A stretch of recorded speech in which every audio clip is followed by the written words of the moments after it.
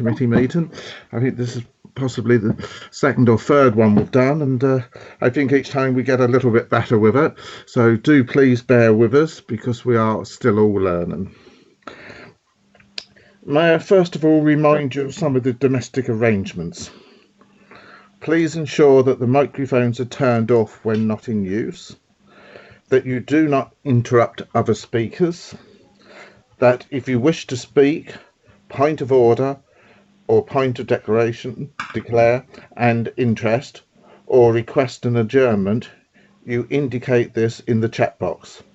This should not be used for any other purpose or conversations during the meeting. Members are reminded that they should not have alternative communication lines open, i.e. other Skype chats,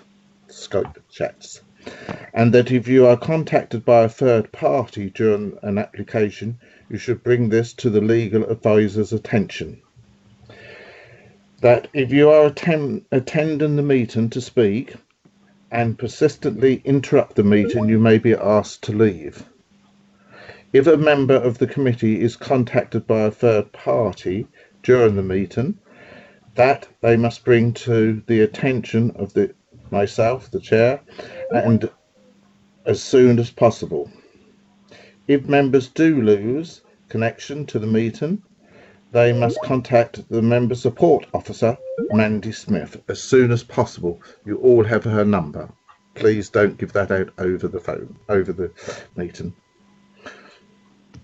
I would like to remind everyone present that this meeting will be broadcast live to the internet and will be capable of repeated viewing. The whole of the meeting will be recorded, except where there are confidential or exempt items.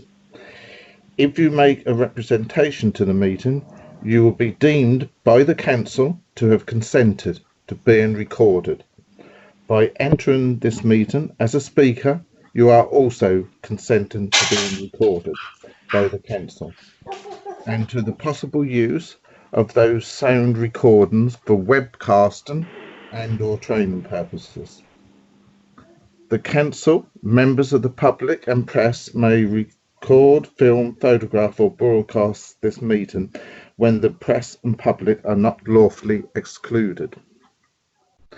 I'd now like to introduce some of the people present. We have Mark Russell, who's the sort of strategic project and delivery manager. We called him the Chief Planning Officer for today. Jack Wilkinson, which is a case officer for the second one, I believe it is, and Sam Summers, case officer, I believe, for the first one. Got that right? No, Jack, I'll repeat that. Jack Wilkinson is doing the first one, and Samantha Summers is doing the second one. And Ian Dupre's the planning lawyer. Are you present? Yes. Good morning, Chairman, members, everyone else. I'm indeed here. Yes, as your legal advisor. Thank you very much. And Robert Carmichael, the governing officer, which I often refer to as Rob or Robert. So he keeps us on the straight and narrow. Now I'll move to the agenda, please. You've all got them in front of you. The first item is for absence and substitutions. Rob, can you do a roll call of members present, please? Thank you, Chair. Just to point out, we have received one apology from Councillor Lee Parker before we start the roll call. Yes. So, Yes, Councillor that's Sue, correct. if you could reply with good morning or present. Councillor Sue Ayres. Good morning. Councillor Melanie Barrett. Present. Councillor Beer. Present. Councillor David Busby. Present. Councillor John Hinton. Present. Councillor Lee Jameson. Present. Councillor Mary McLaren. Present. Councillor Adrian Osborne. Good morning. Present. Councillor Alison Owen. Good morning. Councillor Stephen Plum. Present. And we have the board members of Councillor Bryn Hurren. Where is Councillor Hurren? Bryn? Is Councillor Hurren on mute, possibly? He did speak earlier to Councillor say he Harron, was on. could you just confirm that you are here again for us, Yes, please? good morning, Robert. Yes, I am here. Brilliant, thank you, Councillor. And then we also have the other ward members of Councillor Margaret Maybury. And yes, good morning, I'm here. brilliant. Thank you. Thank you, Councillor. And Councillor Clive Arthey. And Councillor Arthey said he might be doing some other stuff until his item comes up, but he is in the meeting. That's all of us present. Yes. Oh, thank you, Councillor. That's everyone, Chair. Thank you. Thank you very much for that. We'll then move to item number 2 to see if there's any interest. Is there any to declare by any members?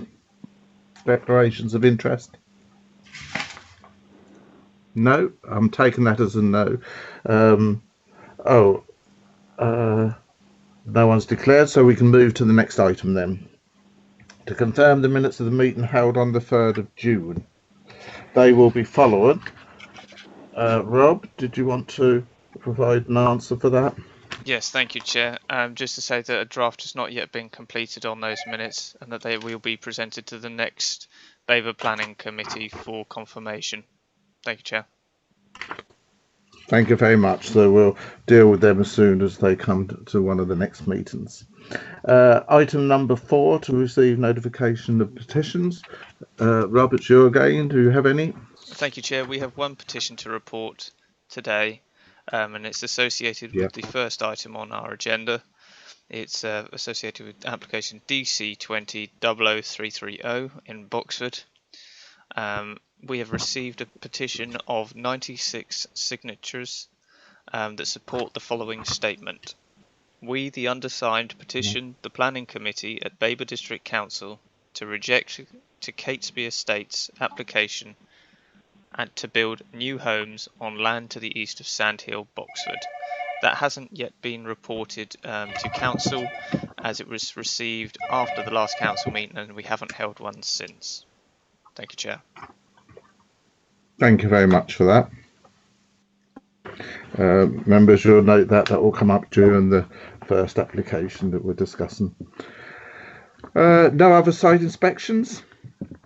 So we'll now move to item number 6, which is item number 5, site inspections, sorry. Are there any called by the officers? No. And none called by members? No, I've taken that as no. Thank you. So we will now move to item number 6, and that is the application to be determined by the committee. And the first one is at page 13, which is the grant outline permission for land east of Sandhill, Boxford, Suffolk. We have a case officer, Jack Wilkinson, so it's over to you.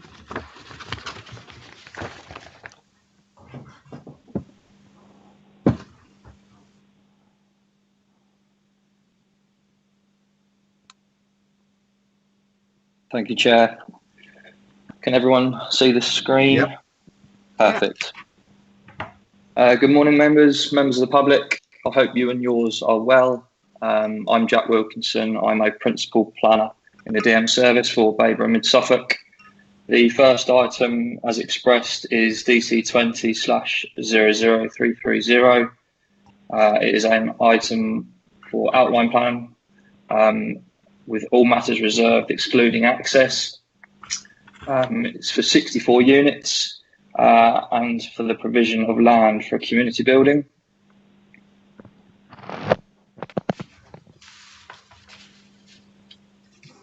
So before I proceed with the remainder of the application, in terms of the presentation, I just want to refresh the memory of members for the item that was previously determined.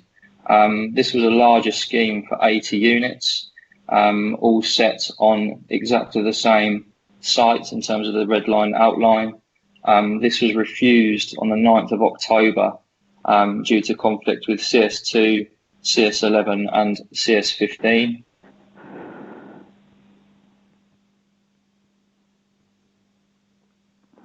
So as you may recall, the site is well north of the Dedham Vale AONB in Boxford, as depicted by the red marker. Again, the site is sat towards the east of Sand Hill, with the arterial Hadley Road, A1071, running along the south, Hadley to the east, Sudbury to the west. As can be seen, the application site is shown as hatched in pink.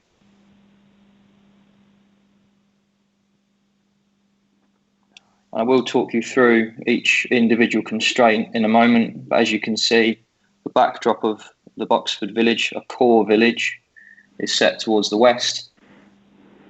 There's a TPO tree belt which runs along the north, not in the application site, but is worth of a note.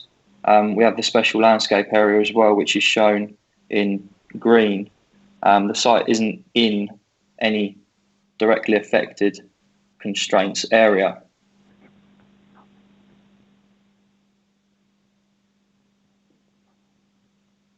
So the defined red line outline is as shown. We've got the public right of way which runs through the centre of the site and along the northern boundary. In terms of listed buildings, as you can see, there are several that lead off into the centre and the heart of Boxford, mainly of grade 2 listed quality, with also one single grade 1 unit in the centre. The conservation area is outlined by the dark outline, as you can see, which is a brownish colour.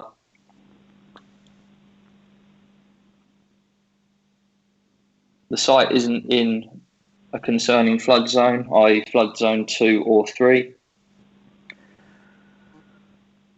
Just chosen to highlight the public right of way there, just to show where those exactly run, and obviously off of Cox Hill as well. But the extent through the site is clear.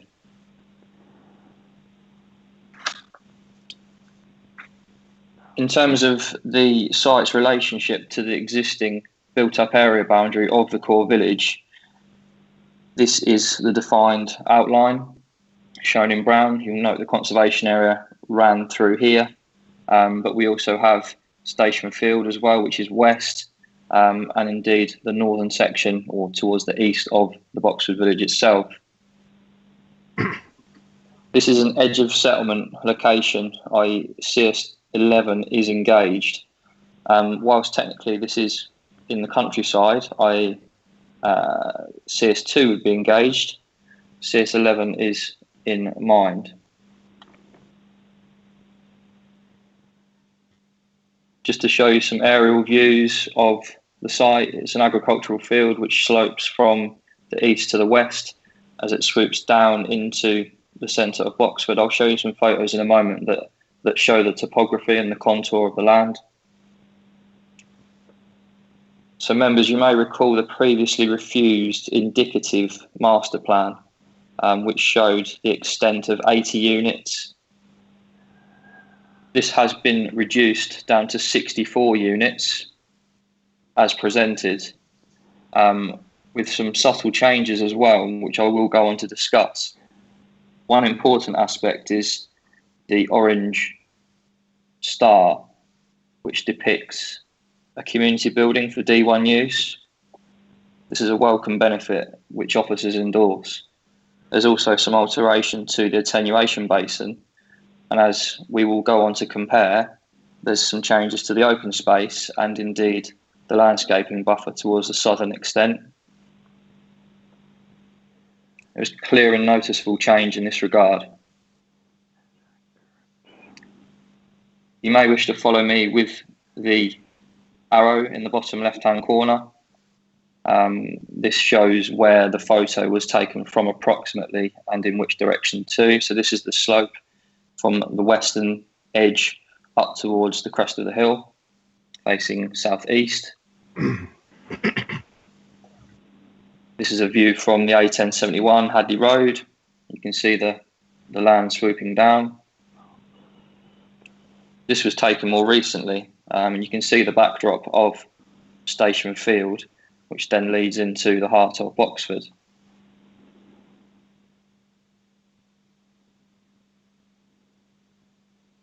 Should we need to refer back to these, I'd be more than happy to.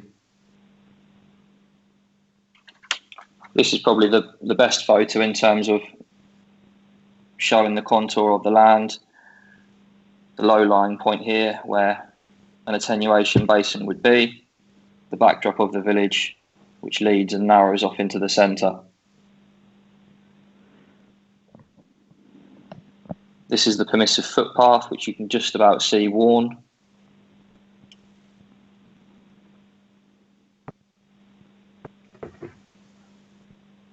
So back to the plan, and as a means of comparison, I have opted to provide the previously refused indicative plan and show you the now proposed indicative plan, and there is reason for that.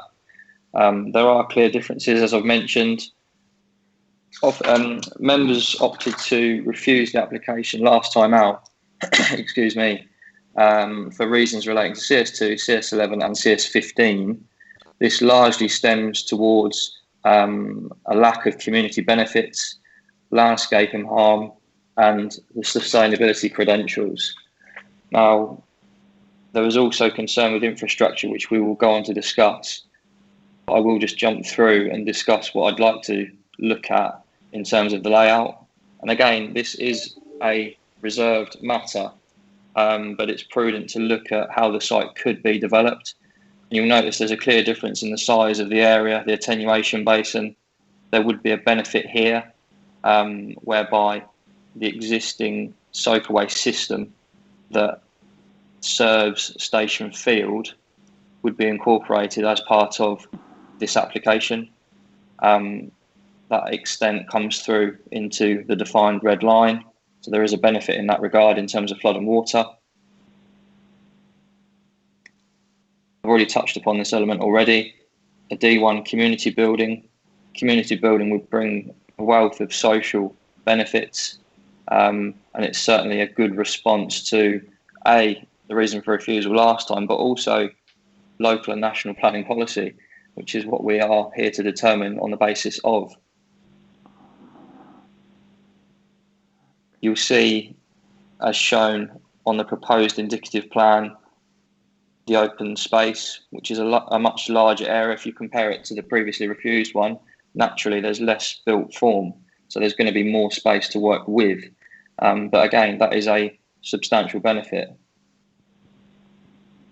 And again, the planting buffer, which would be fixed over a 10-year long stop through planning condition, mitigates to a degree the southern extent. There's no concern from Place Services landscape consultant.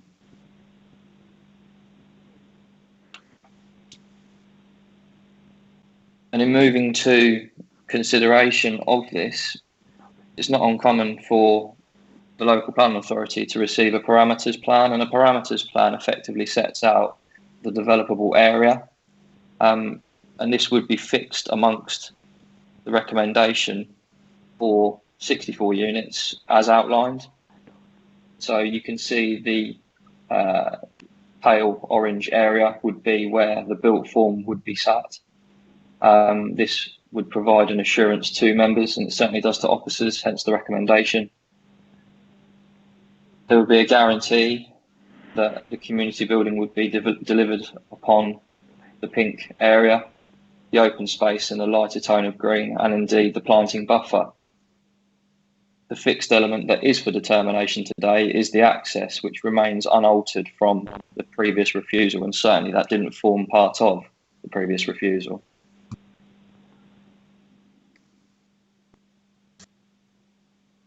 And leading on to that, connectivity. I think it's prudent to revisit this just to make members aware that you can step out from site and access the services, facilities and amenities within the core village of Boxford.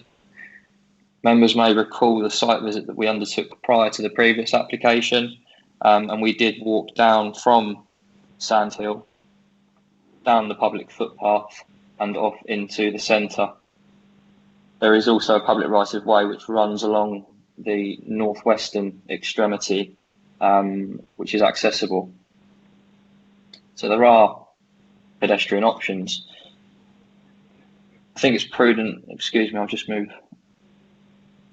the Skype meeting. I think it's prudent to look at what is available in Boxford as a means of, day-to-day living and working needs facilities. The western edge of the application site is towards the southeastern corner on this image. You'll note bus stop 1, bus stop 2, bus stop 3 located in the centre. Also the school, the village hall, the church, the village stores and the shops and public houses that will inadvertently open up again very soon, as we're probably well aware.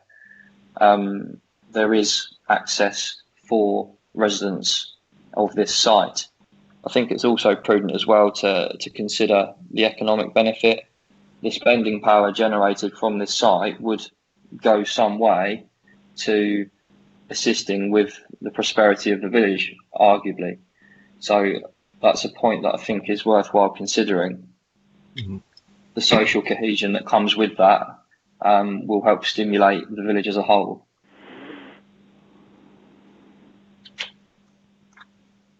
Just to delve into the final aspects of the presentation, access is secured through the western edge onto Sand Hill. Your local highways authority raised no objection, subject to planning conditions and indeed elements that would be fixed through the section 106 for the highway. As can be seen, the red line site extent with visibility displays both along the X and Y. New proposed access. The orange marker takes the 30-mile-an-hour zone right up to the A1071, i.e. the arterial bypass route, where the speed limit is 40 miles an hour. There would be sufficient visibility displays in both directions that would go above and beyond the minimum requirements required by the local highways authority.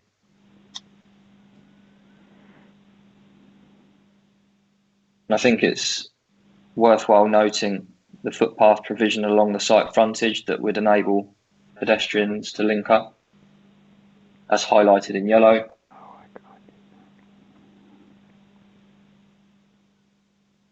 And moving forward, proposed footpath, this is the existing which we walked down as it leads down into the heart of Boxford.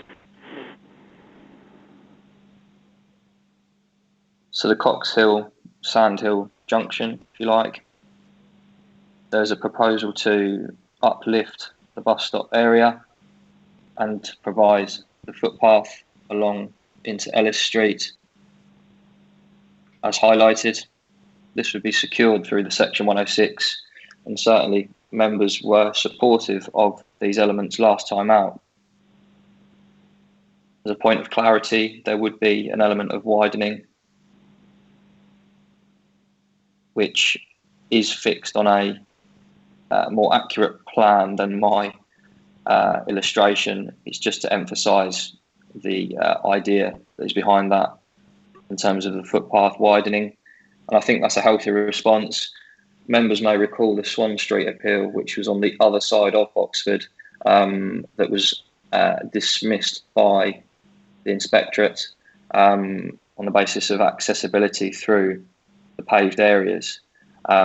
This scheme would not reflect that. It would be more than accessible.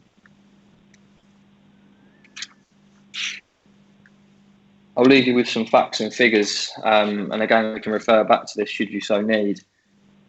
The previous refusal was on the basis of CS2, CS11 and CS15. Under paragraph 38 of the NPPF, LPAs are required to work proactively with agents, and the agent, on behalf of the applicant in this regard, has responded well. There are stark improvements following the previous refusal that your officers endorse, which is captured through planning condition and through the section 106. This is a sustainable scheme with good benefits, and plenty of benefits that are arising through social cohesion. The harms that are identified have been balanced very carefully by officers in the report, harms being the landscape, infrastructure and heritage. Any recommendation from officers, is therefore for approval. Thank you, Chair. Thank you very much for that, Case Officer Jack Wilkinson. We'll refer to you now as Jack, if that's okay. Members, are there any points you would like clarified by the Case Officer? No? Well done then. Right, we'll then move to the public speakers. I think we have a question. Sorry, Chair, I think we've got a question Councillor Jameson. Yes, it's just come up. Late, but it has come up. Councillor Jameson, can you... Ignoring me there, Chair. Jack, the contributions for highways, is that from SIL? Or is that...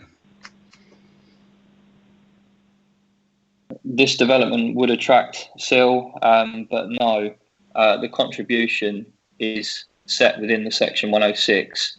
So we know how much SIL is going to be. Councillor Jameson, can you get closer to your mic? We are struggling to hear you. Okay. Do we know how much SIL is going to be? I can try and find that out and come back to you on it, but I know that, where is it?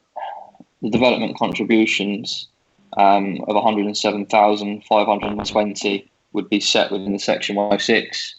I will try and get back to you on the SIL and confirm that. Is that okay? Okay. Okay, Lee. We'll get him to get back to you on that one. Yes, carry on. One more. Yes. The condition 29 around the sustainability measures. Can you clarify exactly if that is going to ensure the enhanced measures the applicant is promising are going to be met? What does condition 29 actually? Can you clarify that a bit, please? What that actually? Of course, thank you. Referring back to the previous refusal, there were concerns with regards to sustainability, and the applicant and agent have responded pretty well in terms of that direct concern. They provided a sustainability appraisal assessment that in essence sets out... Jack, just a moment. Members, Councillor Jameson is referring to page 48 and condition number 29. Carry on, Jack. Thank you, Chair. So in terms of sustainability measures, the applicant has provided a sustainability assessment that would set out benefits that would accrue in the overall scheme and also the open market housing. The offering is above and beyond building reg standard. So the sustainability credentials, i.e. the function and efficiency of the open market dwellings, would be far superior to a standard per se dwelling. There would be stark benefits that would be set out, and condition 29 is imposed to ensure that that is captured, and there would be a guarantee that what would come forward at reserve matters would be of a sustainable quality in terms of the homes provided. Hopefully that's enough of an explanation at this point. Thank you. It sounds like, Councillor Jameson, that you'll be able to pick that up if we were minded to approve this, if it came back to us with full details. Any other questions? Also, sorry, yes? Sorry, Chair. I've just also got the answer for the SIL payment. The SIL payment is £675,000. 675,000. Okay. Right. 15% of that will be passed directly to the parish. Right. Okay. 15% minus 15% to the parish. Okay. Thank you. Members, any other questions relating to the officer's outline casing? No. Thank you very much. We'll move on then. Your screen's a bit slow, Mr. Chairman. I've got to ask a question, please. It is very slow.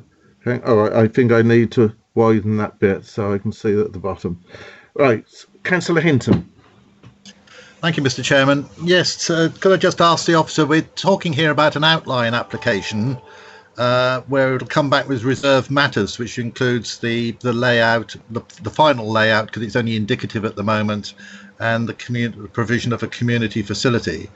Bearing in mind the experience that was had at the new town that they built near Camborne, that they built near Cambridge, where all the community facilities that were supposed to be built didn't get built.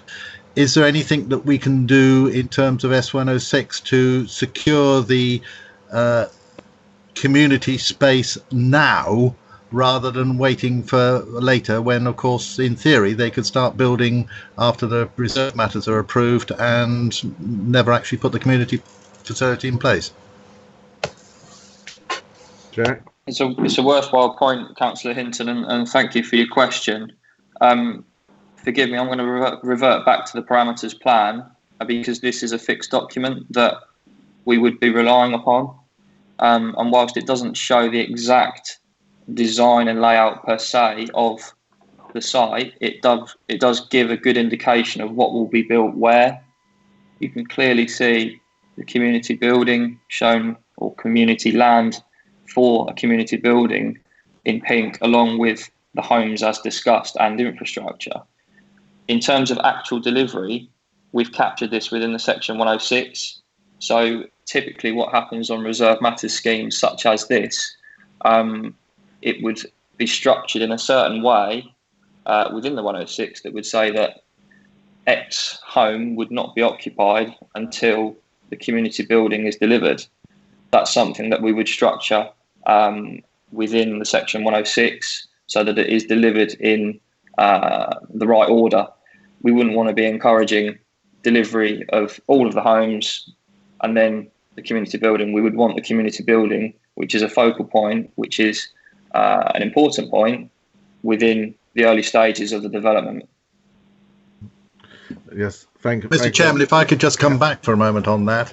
Is there any particular reason then why the community building is placed close to the existing dwellings and not further into the site, or facing, for instance, towards the landscaping area at the south of the site? I think its position is well suited. Officers would encourage that. I mean, I think you've got to look at it in the wider context and where it's sat amongst not just the site that's proposed, but also the settlement around it. And you've got Station Field directly north, so arguably it is sat amongst built form. Should members be inclined to approve this scheme, it would in essence be surrounded by development, so it would sit centrally. I think if you were to have it out on a limb, for want of a better term, towards the southern extent where it's a lot hillier, and further out from the village in terms of the actual site, I don't think that would be beneficial. I think it's sat in a good position, and members will arrive at their own conclusion on that, I trust. Thank you. Any other questions or clarification? No? Okay, thank you very much. I will now move then to the public speakers. We have Roger Luce to speak on behalf of the Parish Council. You, sir, have 3 minutes in which to address the committee, and then I'll see if there's any questions for you at the end of it. Thank you. Good morning. My name is Roger Luce. I'm strongly objecting to this application on behalf of the Boxford Parish Council. The proposal does not meet the requirements of CS20 Rural Exception Site by virtue of its scale. It lacks adequate local needs provision, and access to village facilities is poor. Members of the committee will be aware that this application is substantially the same as the one they previously rejected. At a village meeting attended by over 120 residents to consider the first Catesby application, the vast majority were strongly opposed to such a development. Furthermore, in a village survey in February 2019, 58% of respondents thought that the village should not expand on such a site, Were the committee to agree this application, it would severely undermine the work of the emerging neighbourhood plan. The Babergh Core Strategy 5-year land supply is in place, and the neighbourhood plan will identify more than enough sites to meet the village quota without this site. The development is outside the defined built-up area, in a valuable rural setting in rolling farmland. It would be separate and isolated from the village and totally car dependent. Given its distance from the village centre, it's inevitable that new residents will drive into the village, thereby adding to the considerable existing parking and congestion problems. 64 houses will generate at least 130 cars. Pedestrians will be discouraged by the lack of safe footpath access. A new 80-metre footpath in Ellis Street, starting at the blind junction with Cox Hill, would have to be entirely on the existing carriageway, as the land beyond the curb is privately owned and not available. This would narrow the road to a single lane, and in addition there would be parked cars. This would add greatly to the present danger for motorists and for pedestrians who will have to cross the road twice to reach the centre of the village. Double-decker buses and large agricultural vehicles, often towing equipment or long trailers, regularly have to use this road through the village. And all this through the conservation area with many listed buildings. Most visits to shops, school, pub, church, GP surgery and village hall will be made by car. There is already insufficient parking, and the infrastructure in this ancient historic core cannot take any more. This is not planning for a green, sustainable future. The assertion based on Google Maps that the majority of traffic will travel from the proposed site via the A1071 shows no understanding of how local people use the roads. The quickest, most reliable route to Bury St Edmunds, the A14 and Cambridge, is north up Swan Street, not via Sudbury. The National Planning Inspector's decision on the appeal for 24 houses at Goodlands was dismissed due to already existing highway safety and congestion concerns on Swan Street. This scheme will add still more traffic to that road. On these grounds, the Boxford Parish Council asks that you reject this application. Thank you. Right, members, do you have any questions for the public speaker, Mr. Luce? Councillor Jameson? Thank you, Chair. Hello, good morning, Mr. Luce. A lot's been made by the officer about the community hall, but I read on the objections that the village feel the community hall is unnecessary and not required. What are your thoughts on that? Mr. Luce? Yes, that's a strong feeling in the village because we already have an excellent village hall, which obviously we want to sustain as much as possible with activity. And we have a pavilion on the playing field, which is also used for social occasions. So with two halls already in use, which we want obviously to be used as heavily as possible, we don't feel we want a third one in the village. Thank you. Councillor Busby?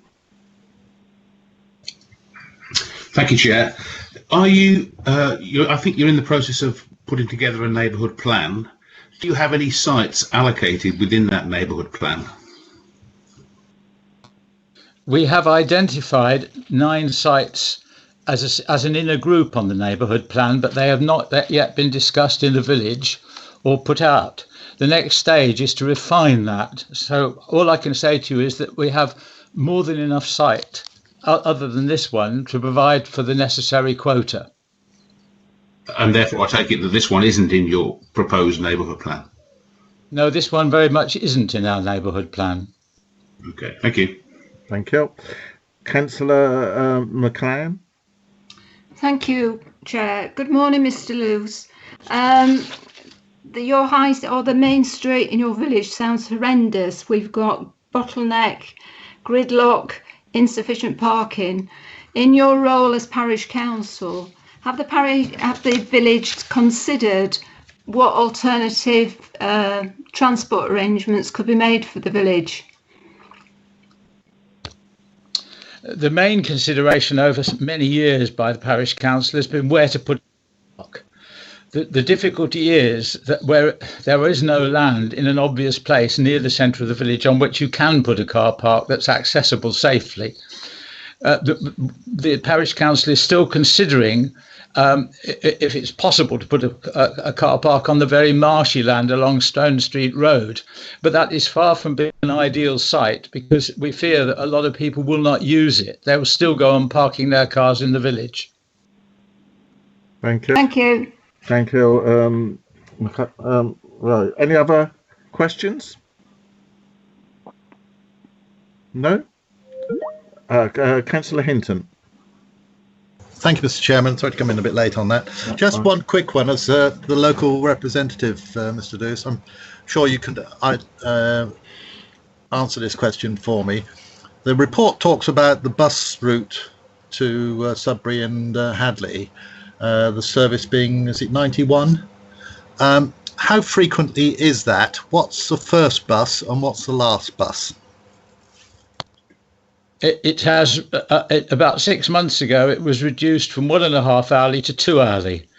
There is a morning bus and an evening bus back from Sudbury, but it means that I think that I don't use it now. It's so infrequent, and lots of my friends don't use it anymore for the same reason, which is sad. But I think there is a bus from Ipswich to Hadley, which terminates at Hadley, and if you really want to get back to Boxford from Ipswich, say, you need to leave before 5 o'clock, I believe.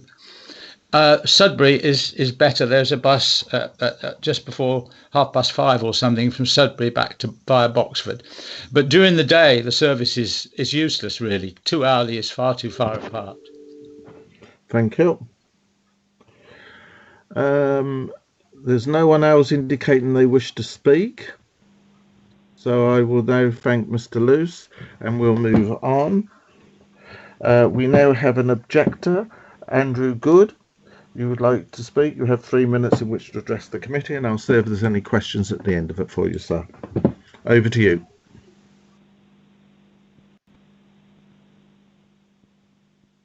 Mr. Good? Andrew Good? Rob, can you help us out? It doesn't seem like he's present.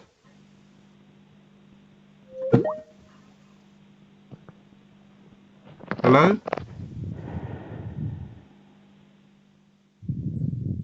Hello? Can you hear me? Sorry, Chair, my computer's running extremely slowly.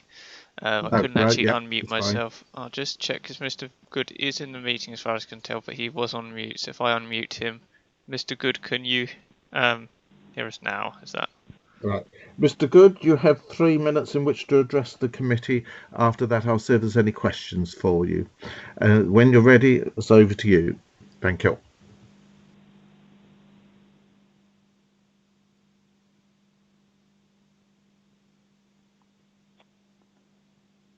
Rob, we do seem to be having problems getting him to speak. Yes.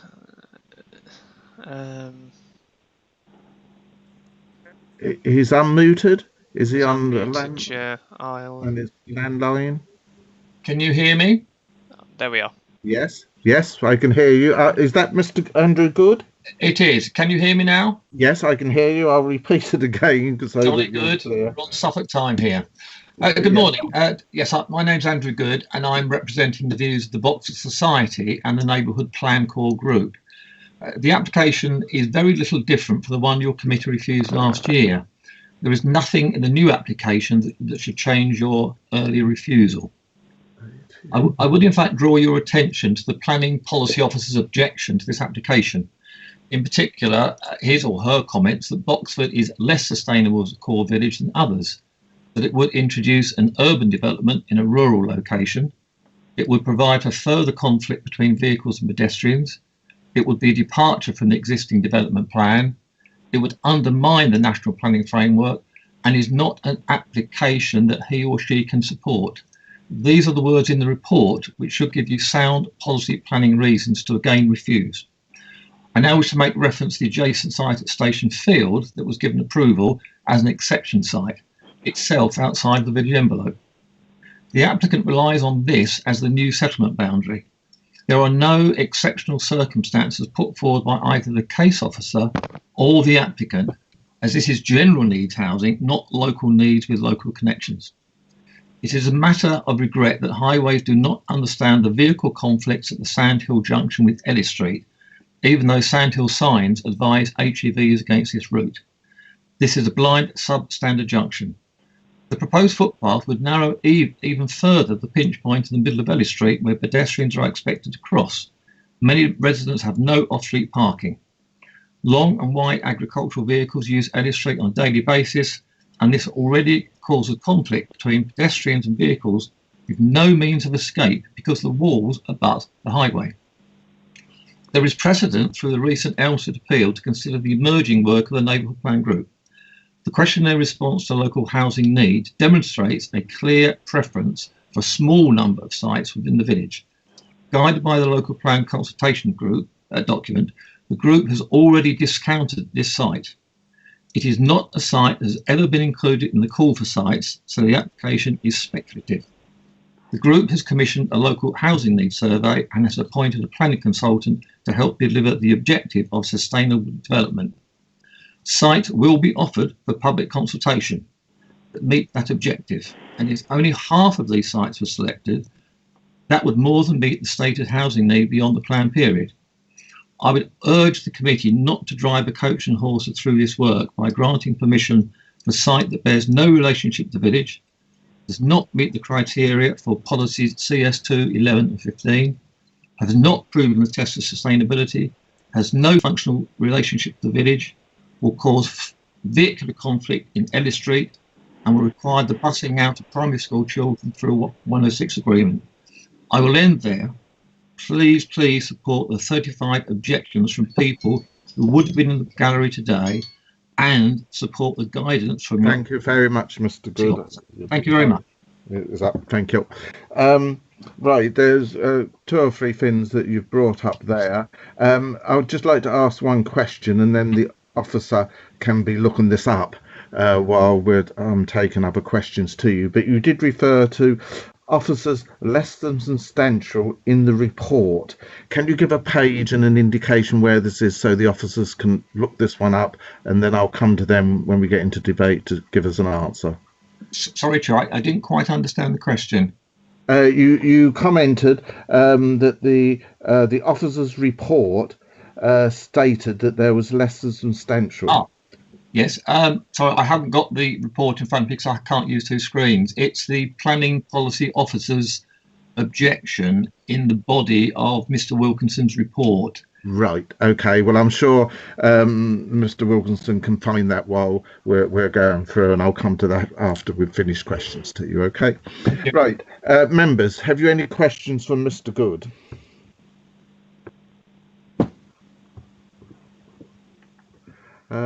Questions, please? No? Don't look like we have got any. Okay, no questions to you. Thank you very much, Mr. Good. Jack, can you answer that particular point before we move on? I think it might be well to clear that up now. Thank you, Chair. And I may be able to, with regards to the comments expressed by the planning policy officer. If you could. This is a fine line in terms of. Can you tell us what page and whereabouts it is in the report? So that well, in truth, Chair, I can't because I don't know what paragraph the objector is referring to. But there's certain elements that I've weaved into the report that respond to numerous aspects expressed by planning policy officer. I think essentially this comes down to infrastructure, the schools and highways. I'm probably going to. 19 is policy. Is that any help? Well, the plan and policy comments are expressed. Forgive me. Let me scroll up. Yeah. They are expressed on.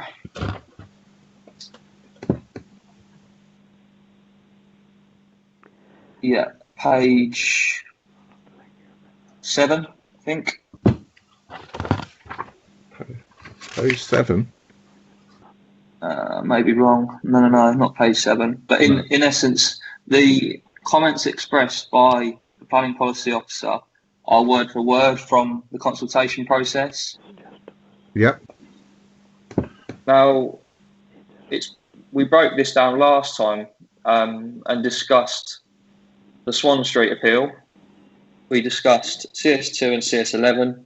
Yep. And the resultant harms that the development would, as members saw, would create.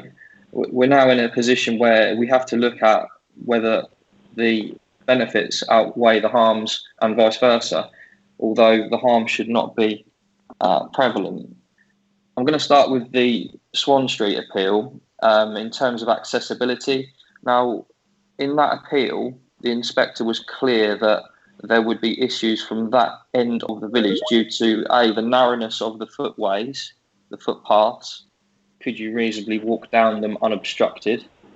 There was issues there with regards to bins, cars, the narrowness and telegraph poles. And it was quite a thorough assessment in terms of access for the pedestrian from that site into the centre of Boxford. This site is staunchly different. We walked from site during the committee site visit last time out, and that position remains unchanged.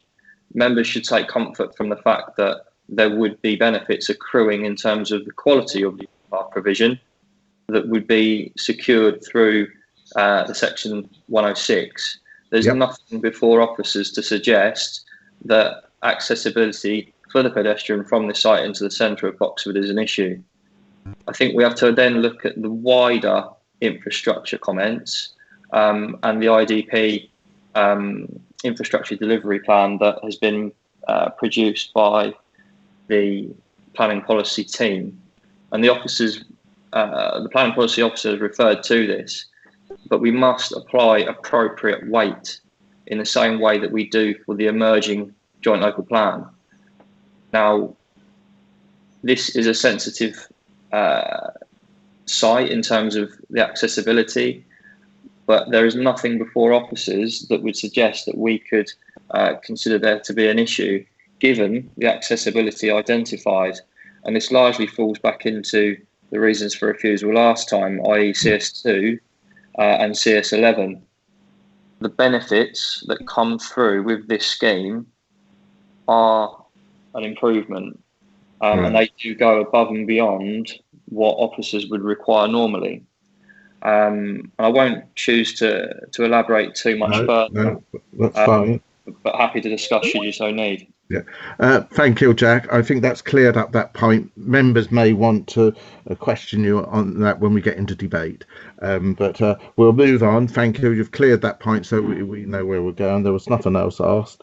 I'm now going to ask the applicant to speak, which is Mr. Ed Barrett. You, sir, also have 3 minutes in which to address the committee. At the end of that, I'll see if there's any questions for you. Are you there, Mr. Barrett? I am. When you're ready, the time will start. Thank you. Thank you, Chair. My name is Ed Barrett, and I'm the planning manager at Catesby Estates, the applicant. Following last year's refusal of our original proposals for the site, we did not rush to appeal. Instead, we listened to your concerns and have revisited our proposals to address the previous reasons for refusal. The number of homes proposed has been reduced by 20%, and land for the development of a community building is now incorporated. Levels of open space and landscaping have been increased, now comprising 55% of the overall site area. To reduce impact on the surrounding landscape, the proposed dwellings are now positioned at lower elevations, and maximum heights have been reduced from 2.5 stories to 2 stories.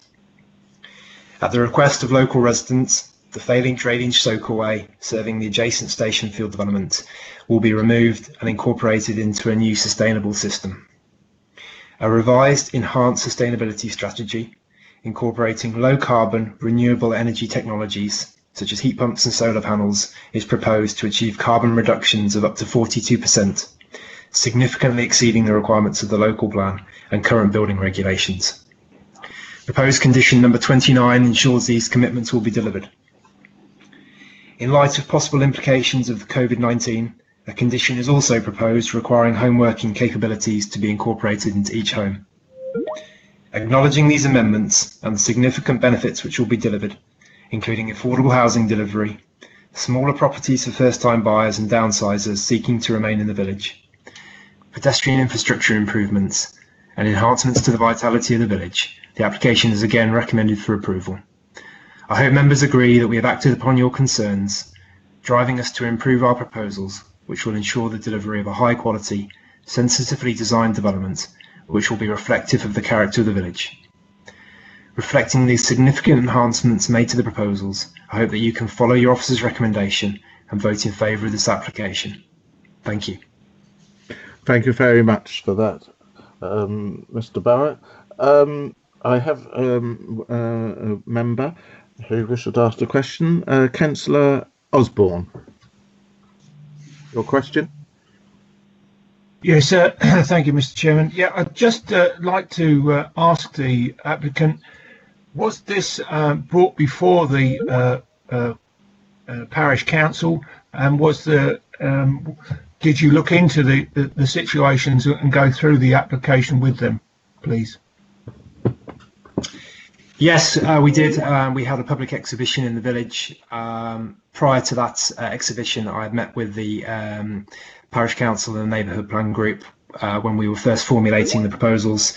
And then we also wrote and updated our website that's been live throughout the time with details of all the revised scheme that is now before you.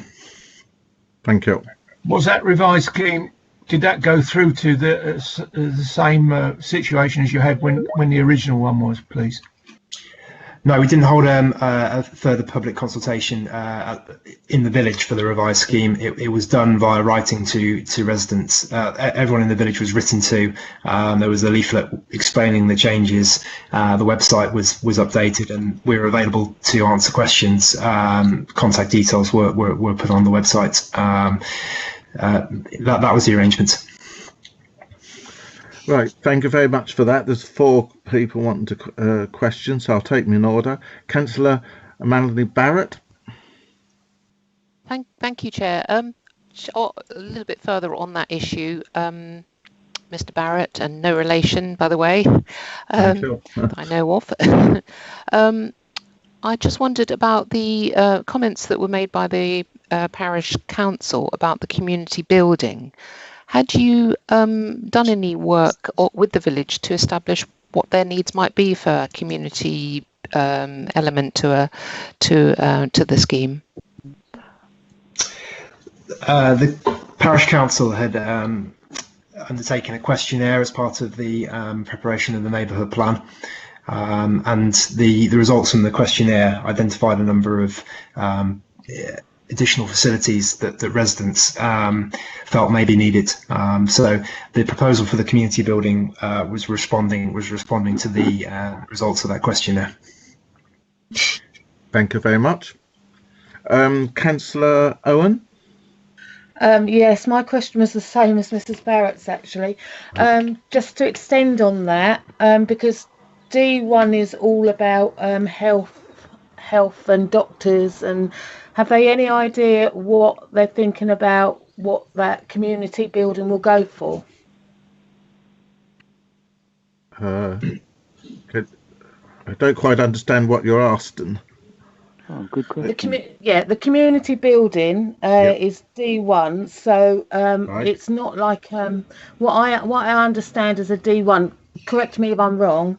Is it'll be more for health places, right. Doctors, nurseries. Have they any idea what they would be putting there, or what that would be going for? More usages. Can you help with that, Mr. Barrett? I think there's a good range of flexibility in the D1 use class, so that at the reserved matter stage, further consultation with the parish and local residents, a range of uses. Mr. Barrett, if that's all right, because our Chief Planning Officer has come in, he may be able to help on this one, and that might be a bit clearer for everyone. Thank you, Chair. Yeah, I think the applicant. Yeah, the applicant was halfway through answering it when I put that, so I was aware of that. But the use class D1 is a non-residential institution. If you look in the use classes order, that lists, there is a lot of health stuff, you're correct, councillor, clinics, health centres, creches, day nurseries, day centres, schools, art galleries, museums, libraries, halls, place of worship, church halls, even a law court, non-residential education and training centre. So there's quite a scope for uses. Some of them are health, some of them are not health. Hopefully that helps. I think that helps you quite a lot, Councillor Owen. Okay? Yes, thank you. Thank you. Councillor McLaren. Thank you, Chair. Good morning, Mr. Barrett. As somebody that's part of the demographic time bomb, I just want to make a comment that the fact you've only got 2 single-storey bungalows within your application, this is a worry really, because there are lots of people wanting to downsize, and also we have people who are less able, disabled people who are out at work or leading full lives would benefit from a single-storey building. Have you any comment on that? Sure. The layout before you is purely indicative, and I wouldn't read too much into it in terms of trying to identify particular buildings on that. At the reserve matters stage, the detailed housing mix will be put before you and will again come before committee. The local plan has policies requiring a mix of properties, including bungalows. So that will be an element of the development that you would have full control over at the detailed stage. So if there was evidence indicating a need for more bungalows, which I'm quite sure that there possibly is in this location, that's something that would be reflected at the reserve matter stage. And there's ample space on the site to incorporate that. Thank you. Thank you, Mary. I think that's a very good point, and I would just add to that because you've reduced the volume of dwellings from 80 down to 64, it does mean you have a bit more space, and I would certainly like to see bungalows. I think we all like to see a few more bungalows, but we'll have to wait and see when the details come forward. But just bear that in mind, Mr. Barrett. I'll move on because I have another question, and that's Councillor Ayres. Good morning. Good morning, Mr. Barrett. I really appreciate all the changes that you've made from the previous application, above and beyond. My main question is, will some of these houses be homes for life, particularly the bungalows with the wider doorways and not steps? How much of that will come into your final plans? Because as the previous councillor said, we've got to think of those who are disabled or those like myself that are getting elderly. So can you help me with that, please? Yeah, unfortunately, I don't know if I have the definitive position on Homes for Life, but I certainly know that building regulations are being updated this year, or were due to be anyway. And obviously that the houses on this site will probably, if the application was approved, wouldn't be built for a year or so.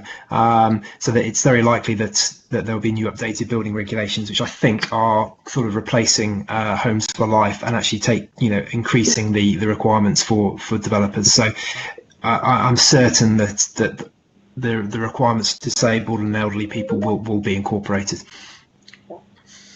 Thank you. Just following on from that, I have a question to you. If we were minded to approve this, how quickly would you be on site and make a start? Because that has been a concern of the committee at times. Yes, we would immediately engage with the house builder, and indeed there's a condition requiring a shorter period of time for submission of reserve matters to encourage that process to happen as quickly as possible. And based on our experience of similar sites elsewhere in the country, we're normally seeing a period of 12 to 18 months for commencement of developments following the approval of outline permission. So very quickly, and then for a scheme of this size, a house builder would be building maybe 30 dwellings per year. So in 2 years, roughly, this site could be complete from commencement of development. So a very swift build out. Thank you. I have no one else that's indicated they wish to ask the question, so I will assume that you've no more questions for Mr. Barrett. Then members will move on. I will now ask the ward member, Councillor Bryn Harron, to speak. You, Sir Bryn, have 5 minutes in which to address the committee, and then at the end of that I'll see if there's any questions to you. Thank you. When you're ready, Bryn. Good morning, Chair and everybody, and Thank you for allowing me to speak today. Boxford Village, the parish council and myself remain totally opposed to this application, which brings nothing of benefit to our village. We need proper infrastructure in Boxford, not more highway nightmares, just to facilitate a carbuncle of a housing block on the far end of the village. At the moment, much is said about our infrastructure. It's very difficult to access shops, pubs, because of our parking issues and highway safety, as was highlighted by the inspector. This application, if built, would make Ellis Street the same as Swan Street, with narrow pavements.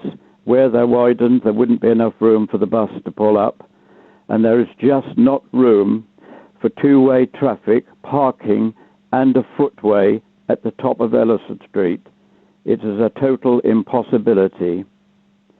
Our own village neighbourhood plan, which is well advanced, can provide extra parking in the centre of the village near the school, also a place for school extension and designated nature and wildlife area up to the bypass.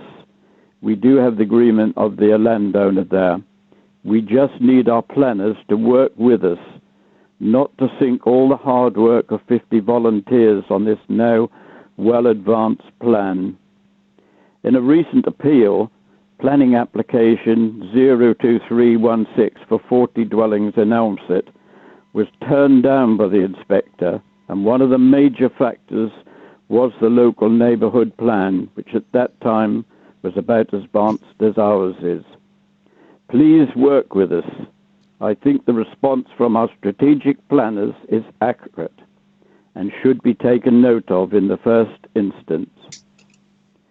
I think I should highlight here, we do not need a piece of land to put a building on, and there is no building involved here. It is a piece of land which something could be built on at a later stage. Hello, hang on. We have 4 of them already, including a large sports pavilion in Boxford on the playing field, the massive scout hut at the Spinney and the guide centre, the brilliant village hall, and also the church building halfway up Swan Street.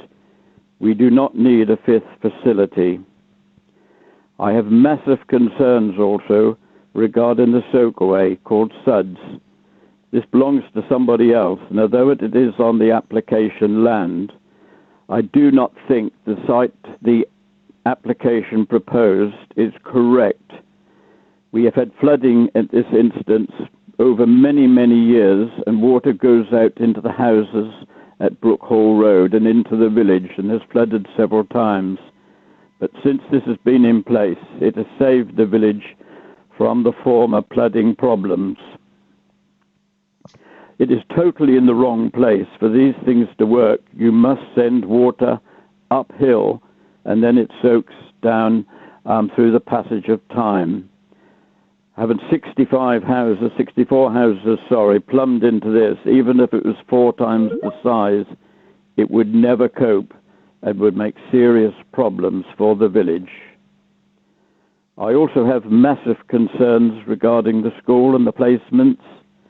My neighbours recently had a child refused, even though she's in catchment, and I think it can be said that pretty much every child that lived on this new application site would have to be bused with all the environmental issues, and I think that at the moment is a major, major consideration. I would also highlight the surgery, which at the moment, due to shortage of doctors, is not having any consultations. It's merely been used as a dispensary. We hope in future we will get it back, but is a definite possibility in years to come that we have no surgery facilities in Boxford at all. When considering, can you please consider the huge cost of busing young students miles where from they live and the massive environmental impact? Thank you for listening, Chair and Committee, and I will be pleased to answer any questions. Thank you so much.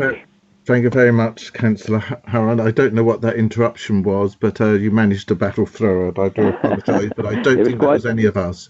It was quite loud, this end, but it wasn't from my phone, Chair. That's a mystery. Yeah, okay, yes, it is to me as well, but perhaps the officers will tell us later. Anyway, members, Councillor Osborne, you have a question. Yes, thank you, Mr. Chairman.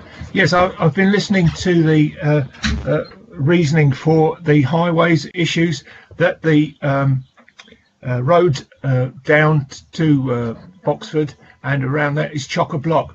I'd just like to ask, what evidence has he as the ward member got for this so-called chock-a-block of traffic within that area, please? I think the main concern, Adrian, is the junction there. There is various farms and a machinery dealer up the top of Cox Hill, and we've had numerous occasions with lorries on that pinch point at the corner. We are going for some new signage to try and make things come through the village, as opposed from the Hadley end of the village, from the bypass. But once again, the village is also so at the pinch point from the church across to the surgery. The wall has been severely damaged to many occasions. The problem with the Boxford... Sorry, Bryn, are you talking of the junction with the... Cox Hill Junction, Chair. Right, yeah. So we're clear. And down from there, where the proposed footway is going, the road is not wide enough to facilitate all this.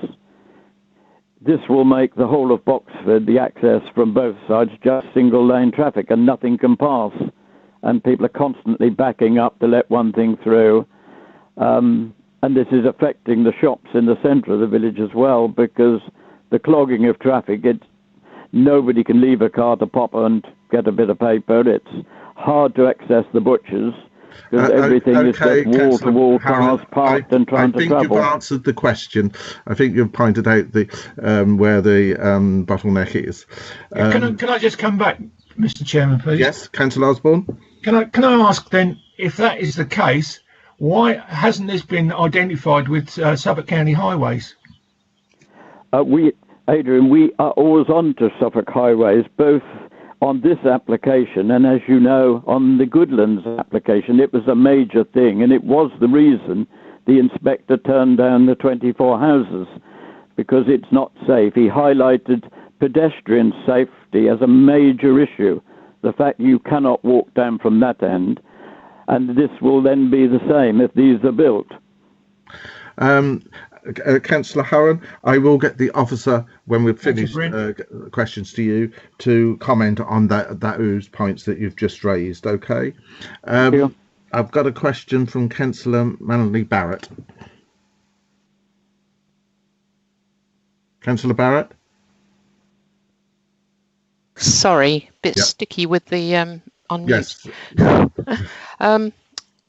Good morning, Bryn. Good morning, Melanie. Hi there. We've heard a bit about some of the objections have been around the congestion at Swan Street and the accounts of how difficult it is to negotiate up Swan Street, which has many parked cars. And it's preferable for residents heading north to Bury St Edmunds direction. It's difficult to understand how this affects this application when the new building will be built right on the bypass, and they would be a number of metres away from joining a bypass. Boxford is quite lucky it has a bypass. Can't you envisage that this will not increase the congestion to Swansea, because there's a ready-made alternative that's within easy reach for new any houses that are built on Sandy Hill? I think the problem is, Melanie, that motorists tend to follow their noses. If you're going to Bury or to Cambridge, you won't go onto the bypass and go via Hadley, or even worse, you won't go down via Sudbury. You will cut through up Swan Street towards Lavenham and join the 134 and go that way. And that is what people tend to do. Anyone going north or northwest will tend to go up Swan Street and cut through the country roads. I'm afraid it's the way we're built. It's just a natural instinct. Thank you. Can I just also query the catchment area? The report contains information for us that This could result in 16 primary age children travelling by bus, but there are currently 18 pupils attending Boxford from the Stoke by Nayland Primary School catchment. So they have got a school they could attend, but they choose to come to Boxford, no doubt because it's an excellent school. Do you think that by the time this could be built out within a couple of years, there'll be a natural allocation to residents from Boxford rather than out of catchment, and that could resolve some of the parking issues near to the school because less parents will be dropping off by car? I think, Melanie, it will work out a little bit, but the problem is where I live in Assington and Newton Green, there's already 70 houses either built and quite a few in some of the other catchment villages as well. Any take-up from the out-of-catchment children gradually being eased out of the school has already been taken up. And I know in this year's intake, I believe they're all local children who applied and been allowed, and there has been a refusal on purely local children. And I don't think that is going to change. I think any additional children admitted to come to Boxford School, there will be a fight to get in, and some will be turned away, as they have this year and last year. It's just the school is popular, but it's not big enough, and we can't expand it unless we have infrastructure in a different place to this, which is well advanced. Thank you. Councillor Jameson. Thank you, Chair. Hi, Brian. Hi, Dave. Good morning. Morning. You say, if I heard you right, you say the surgery is currently closed and just being used as a dispensary. So if that's right, does that mean the residents currently having to go to Hadley for their doctors, or they will do if the doctors are open? And in which case... Lee, can I interrupt you? I'm sorry, I can't hear you. You're either going to have to speak into the phone. I know I'm a bit deaf, but I'm not catching any of that. I'll get closer. And I'll that's better. Thank you. Better. You say the surgery is currently closed and just being used as a dispensary? That is correct. So does that mean the residents of Boxford are having to go to Hadley for their surgery? For medical appointments and doctor's consultation, it's all been done out of Hadley surgery at the moment. There are no consultations at all. The providers of the surgery have said that they wish it to remain a surgery and to come back, and we're working on that. But the problem is they just don't have the staff, the medical staff, the doctors to staff it. So sorry to interrupt you, Brian. So it's purely down to coronavirus?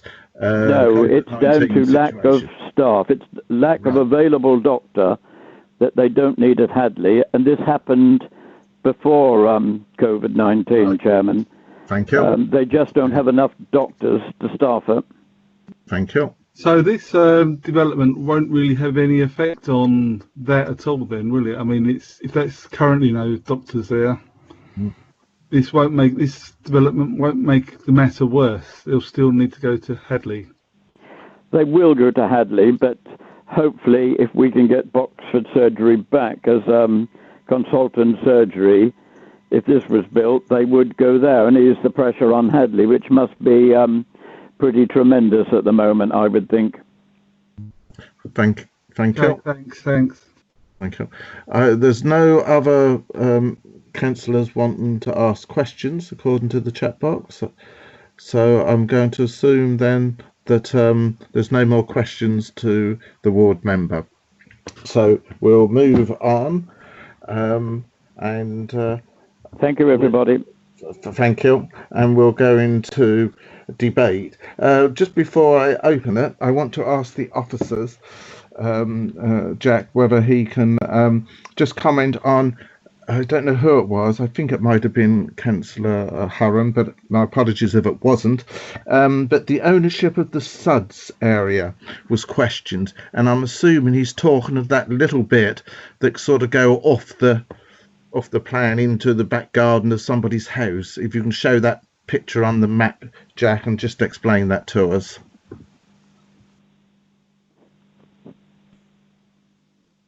Thank you, Chair. I'll just bring up that image again. Yeah, I think you know the little bit. Yeah. So, in terms of the SUDs, I'm going to jump through. Yeah, I can see it now. The little red bit goes into a green area.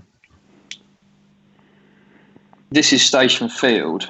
Right. That was previously approved. And you can see that the red line for that application extends across the boundary into this application site. Ah, right. This is the previous application that was refused. Yep. And you can see, and I've chosen to use this one because it's a closer up, it's a better image. Yep. You can see the outfall with the watercourse that this would link to, subject to filtration and flow control. Mm-hmm. The existing soakaway that serves Station Field is outlined here. This would be integrated along with the attenuation basin. Procedurally, there is nothing for members to worry about. The correct certificates have been signed on the application form, so I'm more than happy to say that. Thank you. And now the Chief Planned Officer, Mark Russell. Yes, sorry, Chair. I was trying to get the microphone off. I just want to clarify a couple of points, and then I've been asking Jack whether he could just clarify a highways point at the end of this. So I've got 3 short points. The D1 use that we discussed, that the scheme does not succeed or fall on that offering. It's there as a thing. It's seen as a benefit by officers. We've had a discussion about whether it's needed or not. The scheme does not fall if that were not supplied. So that just must be put out there as a point. The second point I wish to raise is about the neighbourhood plan. This has been mentioned once or twice. Now, I was of the view it had limited weight, but I did check with the neighbourhood plan officer, Mr. Bryant, and he's telling me the neighbourhood plan at the moment has no weight at all. It's just a designated plan area. So I would ask members to recognise that the work is beginning, but as a document, there is no weight to be attached to any neighbourhood plan in Boxford. And the third point was just about the buses. I think we've talked about it for some time for the school kids. It's a short-term problem perceived as such, and the offering is for 7 years, whilst supposedly, as is being claimed, local children can take up the places which currently are held by out-of-village people. Those are the 3 points I wish to raise, Chair, and I think Jack would like to just clarify the difference between this and the Swan Street appeal. And then I do have a question from Councillor Busby, re the Soakaway. So after Jack spoke, I'll then get him to put that question to you too. Thank you. Jack? Thank you, Chair. Yes, I've already sort of touched upon the Swan Street appeal, and I've mentioned it earlier on, and I also mentioned it in the previous refusal, and certainly it is relevant. However, there are stark contrasts in this proposal to that. I've mentioned it on paragraph 9.5 in the report, and I will read it verbatim as stated. The inspector concluded in that appeal, the Swan Street appeal, that the scheme would cause unacceptable highways impact owing to the narrow stretches of pedestrian highway along Swan Street, with obstructions, telegraph poles, protruding buildings and wheelie bins, and a much higher likelihood of pedestrian vehicular collision given the amount of parked cars in the locality. I digress. In terms of a pinch point, this site, the site before you today, is a lot different to that. There is a 1.2 metre wide pedestrian footway leading into the centre of the village, which would enable safe and sufficient access for pedestrians. This was not part of the reason for refusal last time out, and members didn't find reason to exploit that further. I'd like to be clear on the drawing that is hopefully viewable by all. Yes. This is set on a topographical survey. It is a fixed date and point accurate measured survey that would have been laser measured, inclusive of boundaries and indeed the accurate widths at the minute. The proposal includes formalised parking bays, proposed bus stop, along with speed limit signage. This would be materialising through a Section 278 agreement. I don't really wish to elaborate further, but I must make members aware that this is an accurate drawing which your officers have relied upon. Thank you. Thank you. Thank you. Councillor Busby, your question re the Soakaway, and then I shall open up to debate afterwards. Yeah, actually, whilst Jack's going back to that picture of the Soakaway, just to pick up a point that Mark mentioned there, he referred to the problem with busing kids out of Boxford to a new primary school is only short term. Or 7 years is quite a long term in terms of children's education. It would mean that some children may never ever go to their local school. 7 years, they could be in and out and have to travel. So I think short term is relative. But the question on the Soakaway, the owners of Station Field, I think that's Suffolk Housing, have they commented on the proposals? Thank you, Councillor Busby. Yes, they've submitted a very late objection, which is with us, and that states that they haven't received correspondence to do with the Soakaway extension, if you like. I think the crucial factor here is procedural soundness. Can we as a local planning authority determine this application based on A, whether the site location is correct, B, the land ownership, and C, whether the correct certificate has been served? We've checked this out, and the land falls within the applicant's ownership, and as such, they are well within their right to explore the merging or indeed the uplift of the Soakaway that serves Station Field. This is largely civil, but in terms of what we determine as an authority, there is nothing to be concerned with here. Thank you. So you're happy with that? Right. Sorry, can I just come back? Yeah. It seems strange that the existing Soakaway for Station Field was given permission to be in somebody else's land, and I would have thought, having gained that permission, they would therefore retain control over it, wouldn't they? Not necessarily. Sorry, Councillor. Not necessarily. No. I think if you may recall, the red line extends off into the application site before us. In terms of what's proposed now, you can apply for planning permission on anyone's land, providing you correctly serve the right certificates A and B in this instance.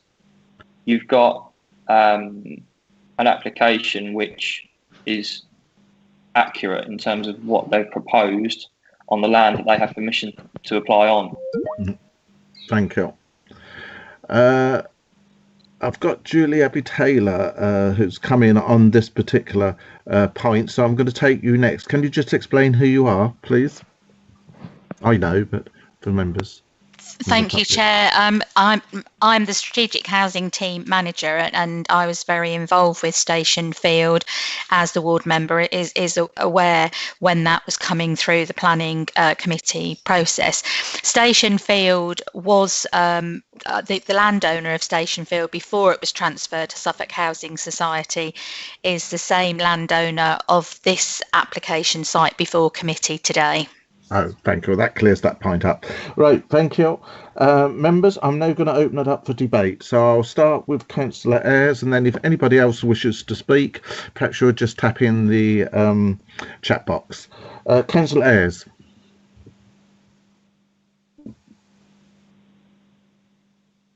Councillor Ayres? Hello? Can you hear me? Can anybody hear me?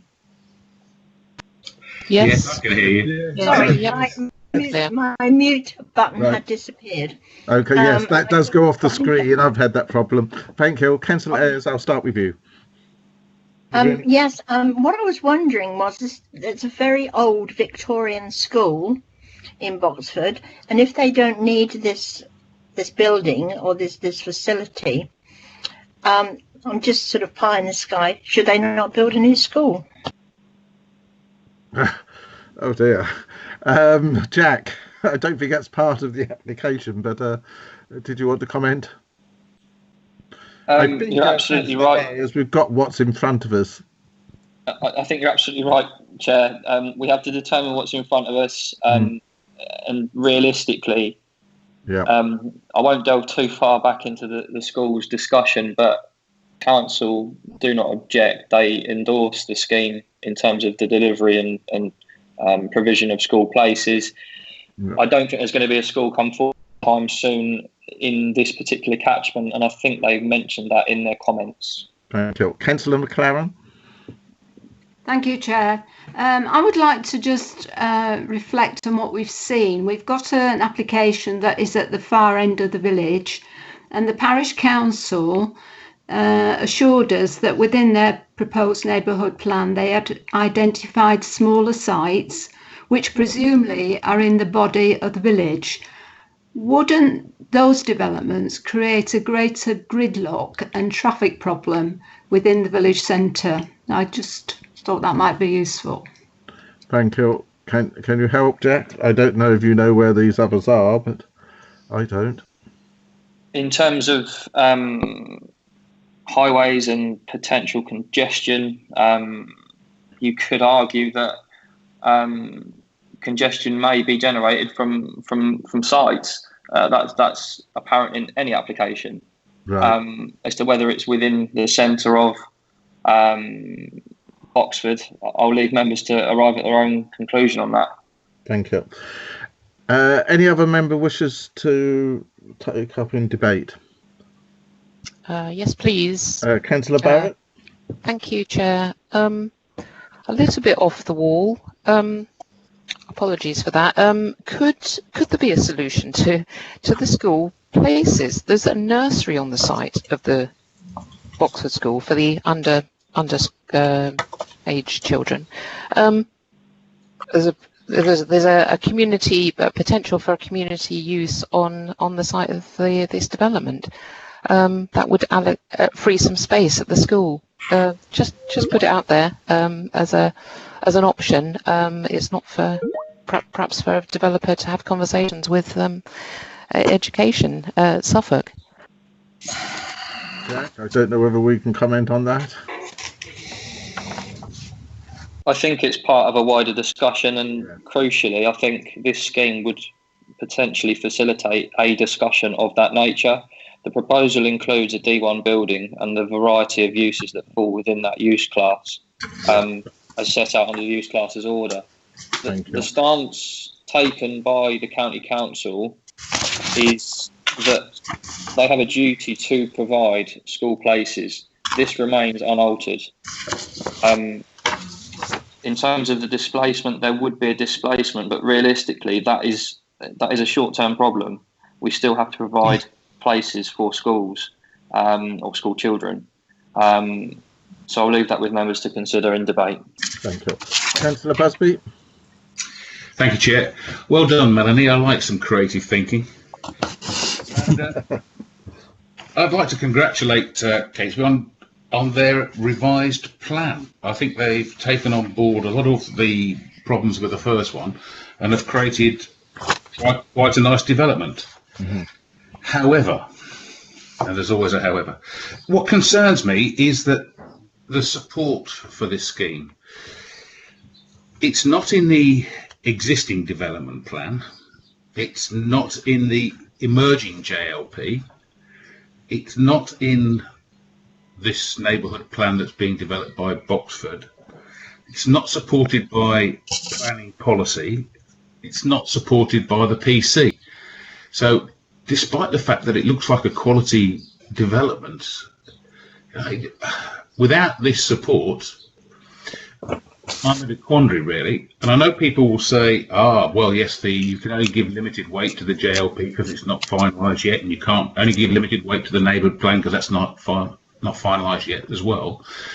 Actually, once the JLP has been signed off, it's out of date. The fact that it's emerging means that it's at its most current and accurate.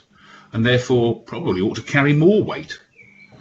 So the fact that it's not in any of these plans, either existing or future plans that we've identified, I presume it might have come forward in the call for sites but has been rejected. I find it difficult that we can support it, however good the development is. Thank you, Councillor Busby. Councillor Hinton? Thank you, Mr. Chairman. Yeah, I've got rather a long list of points here that I've been wading through. We seem to produce more and more papers in these reports than ever before. But I've got concerns in that the basic reasons for refusal that were on page 14 of the report from that we previously highlighted have been tinkered with but haven't actually been addressed. We've got one comment, for instance, in the report where it talks about answers only on page 14 only partially address the problems. Well, if they're only partially addressing the problems, then they're still just as valid as reasons for refusal as originally. The school bus scenario is something that I think most people would think is a concern, because primary school children having to get on a bus and go to school is not exactly an ideal situation. We heard during the debate that the objector said that the service bus runs at 5:30, the last bus from Sudbury, and I know that the last bus to Hadley from Ipswich is at 5 o'clock. So anybody who wants to use the bus to go to work hasn't got an option. We also see in the report that it talks about access to the work areas. I'd like to know where they are in Boxford, if somebody can tell me that. Councillor Busby's just made the point about no allocations. Paragraph 3.24 on page 27 talks about diminished emphasis rather than it being eradicated. So watering down reasons for refusal is not exactly a way to make them approvable. So there are numerous things on this which I don't think that the revised application has addressed. This is an outline application, but if it is approved as an outline application, it establishes the development potential for the site, and anything could come back then as a reserved matters. And we've only got to see some I hate to use the word, but jiggery-pokery in terms of 5-year land supplies to see our policies sidelined in favour of the MPPF. But even the MPPF says that infrastructure and sustainability should be important. There's a lot of emphasis on if people use cars, they should be using electric cars, which is great. But you've still got to park the damn thing somewhere. You don't stack them up in the air or stack them up on end. They still take up space. And as we've heard from the local member, parking in the middle of the village is a real problem because it just stops everything dead. So I don't think that anything's been put together here. One of the other major points that I would just like to point out is that the justification for this has still not been established in terms of what should be there. It's supported by a local housing need assessment dated December 2019. This is on page 29. Which provides evidence of a local housing need through secondary data.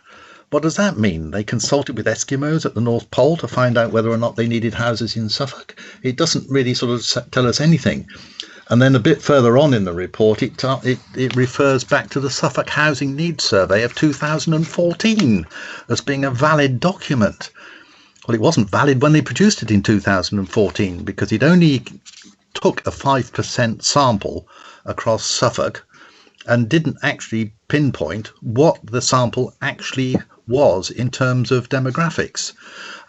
So there was no real evidence to say that the information it produced was valid. It was the classic example of lies, lies and damn statistics. You can prove anything as long as you move the parameters. So there is nothing in this revised application to endorse it to me as a valid application that can be put forward without having significant harm upon Boxford and ultimately, of course, on Babergh District. Thank you, Councillor Hinton. I have to say I can't agree entirely with your comments, because I feel that there has been a lot of work done by officers in this. Whether they've answered them satisfactory to how you would like them answered, I don't know. But I'm going to ask Jack if he can comment on any of, and Mark Russell, whether they can comment on any of the comments you've made, which might be helpful to us, and what Dave Busby was saying, please. I will go first, Chair. I just have to go back to the first principles of what to consider. I have to repeat, the neighbourhood plan has no weight at all, and the emerging JLP, joint local plan, has limited weight. So the first place we go to, as per the NPPF, is the existing plan. And we are aware that CS2 on its own is not a policy we can use for a decision on its own. It's accepted it's outside of the built-up area boundary, so it does fail policy CS2, but we can't refuse it for that alone. So we then go on to the considerations under CS11. These have been spelt out in Jack's report. Obviously, there will be disagreements about the interpretation of each limb of that policy. That's what this is all about. But our stance is there's a CS2 failing and an almost blanket success under the CS11 considerations. So that's where we go to, and we go to the NPPF and sustainability. So under those considerations, the scheme stands up, and we mustn't be swayed by the JLP or the neighbourhood plan, because these have, firstly, limited, and secondly, no weight at all. So we do have to remember that. And I will now, I now yield to Jack. Before Jack, I think I'll just take Julie Abbott-Taylor. She wants to clarify a point for Councillor Hinton, and then I'll come to Jack. Thank you, Chair. It was just to clarify the reference, I think, in the case officer's report about secondary data. What the applicant has provided is an analysis of housing needs based on the Office of National Statistics, census data, the Strategic Housing Market Assessment report. So there has not basically carried out a direct housing needs survey that has gone to every household in Boxford or the wider planning cluster. And I think in my consultation responses, I did make the point that the Strategic Housing Market Assessment report that the applicant has relied upon was the previous one published in 2017, not the revised one in 2019. Thank you. Thank you very much. Mr. Chairman, if I could just comment on that and say, well, the census data is nearly 10 years old, and the Office of National Statistics updates things every year, during which time it has said that the growth of Babergh is one of the lowest in the eastern region, with something like 200 people a year being growth in terms of people. So on that basis, we would only need somewhere in the region of 200 odd maximum houses across the whole of the district, and yet we're building that more than that a year. Jack. Thank you, Chair. And with that, I think it's prudent to highlight the recent appeal in Long Melford. The inspector was relatively clear in their stance, which was recovered by the Secretary of State. And they concluded, as I have in paragraph 3.44 of my report, paragraph 53 of their appeal decision, that even if there is a local need, and even if there is a 5-year housing land supply, government's objective is to significantly boost and supply homes. That is abundantly clear. And the wording in that was that he considers that the housing delivery should carry significant weight.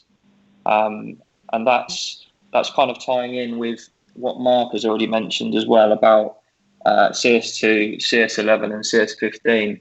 Yes, there will be tension with CS2. However, we're stating as officers that this scheme complies fully with CS11, which is your development policy for Court and hinterland villages. So I'll leave that with members to consider. Thank you. I've got Councillor Melanie Barrett. Thank you. I just want to add some comments. Just to say we have to be mindful of the officer assessments that they've just given us and the weight that we must give to the policies, and that is, it is based on the most up-to-date assessment across all judgments, inspectors' views, etc. This is a core village, so it's sustainable. It wouldn't be a core village really if it wasn't sustainable, I don't think. And you know, we know that it's got a good range of services and a school. Yes, I don't think children should be bused to primary schools, but at the moment, as we know, 16 of those pupils are being taken by car to the school that's not they're in their village at the moment. They're out of catchment now, and so this could address some of that. I accept ultimately it could take a few years, but I guess that is until you know, the sort of longest stretch that would be needed. I think we do need to explore some of these options. Thank you, Councillor Busby, for your comment. But there could be a solution that we need to apply as ward members. That is part of our role, is to look beyond and look for those solutions to better residents' lives. So that is probably something that seriously needs to be looked at, the nursery location and the potential for that to be located on this site, which doesn't seem too extreme an option, given that the parish council don't really want it just another village hall, which, yes, I can understand that. They want it to perhaps have a meaningful use. That could be a meaningful use that would actually provide real benefit, and that is what we're trying to weigh up. How can we ensure that the residents benefit from this, rather than just have harm? So it is really difficult and important to weigh up some of those elements and not ignore the benefits when we're considering the harm. So thank you. Thank you. Well, members, there's no one else down to speak. We've been debating it for a little while. Is there any new points anybody wish to add? Right, Councillor Busby. Yeah, I want to take up this point. I know that the plans are emerging and therefore only carry a certain amount of weight, but I'd like the officers to answer, surely this site was put forward as a site in the call for sites. It was evaluated by planning policy and the JLP team as not being suitable. That's not emerging, that is a fact. So how are they arguing that their view of this site is stronger and more correct than the people who were paid to evaluate that site? I think, Councillor Busby, we were told that there was no weight to this applied. Jack, can you help us out? Thank you, Chair. Yeah, as emphasised by Mark, that is of limited weight. I think we have to consider the application on the basis of today, here and now, and where we are in terms of development plan policies and the NPPF at a local level and at a national level, and the direction of travel in terms of how government have set out for the country to be developed. I think we have to respond to recent appeal precedent, namely Long Melford. It's relevant to the district, certainly, but also wider areas. And I think in terms of our policies, they have been tested on numerous occasions, as we well know. And there is nothing before us to suggest that we should change from the prevailing position set by inspectors, and some very senior inspectors. That would mainly relate to the principle of development, highways position, and also the school's position in this particular case. So I acknowledge the development plan policy position and the objection from planning policy. However, the basis of those comments are on plans which are of limited weight, and we cannot ignore that. And that was the position taken in Long Melford. Thank you. Well, members, there's no one wishing to speak. Sorry, can I just come back on something else? Yes. If we approve this... Councillor Busby, that is, yep. Go on. If we approve this, could I ask as a condition that the public building is fitted with super fast broadband, so that that could expand some of the potential uses? I think that's a very fair suggestion, Councillor. Condition 33, as set out, relates to super/ultra fast broadband. So there is every chance that that could be incorporated in any future D1 building. Very good point, Councillor Busby. Councillor Barrett? Thank you. Can I propose that we move to approve this application? So are you proposing the officer's recommendations as set out in the papers before us? Yes.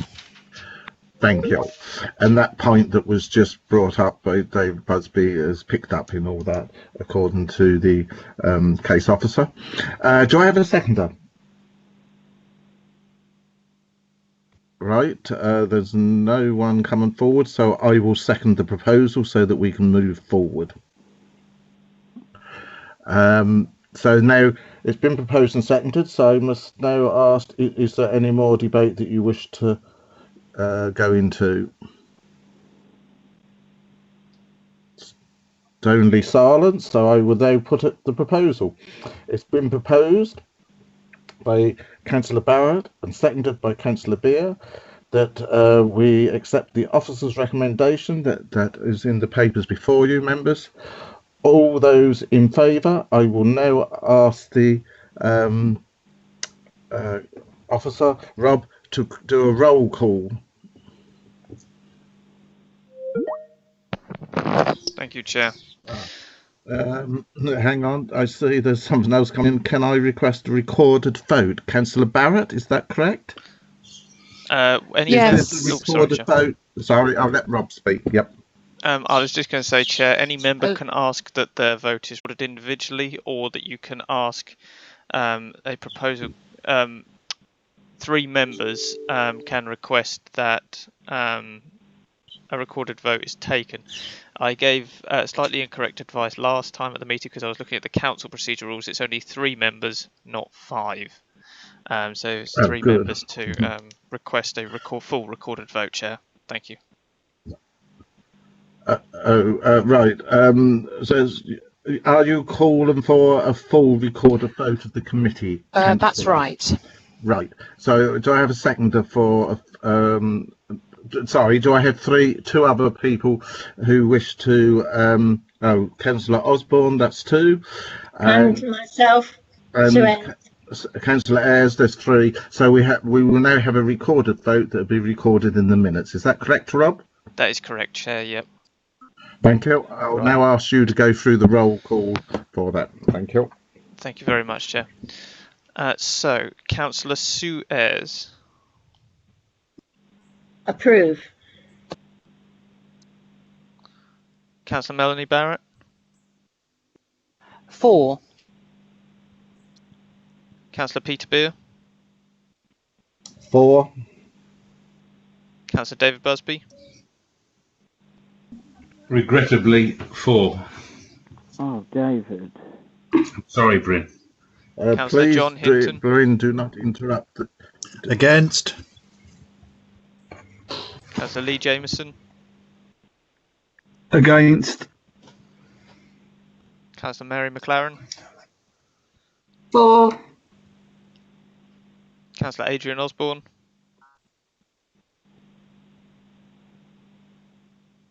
4. Thank you, Councillor. Councillor Alison Owen. 4. Councillor Stephen Plum.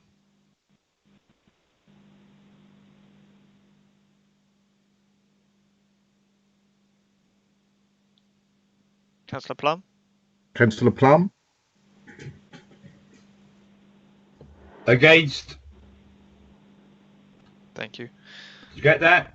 Yes, thank you, Councillor. Yes, we got that. Thank you. So that motion is carried, Chair, by 7-3. Can I just confirm with my legal officer as well? Legal advisor. The legal officer here is confirming that is carried 7 votes to 3. Thank you very much. Then I accept that. This has been approved.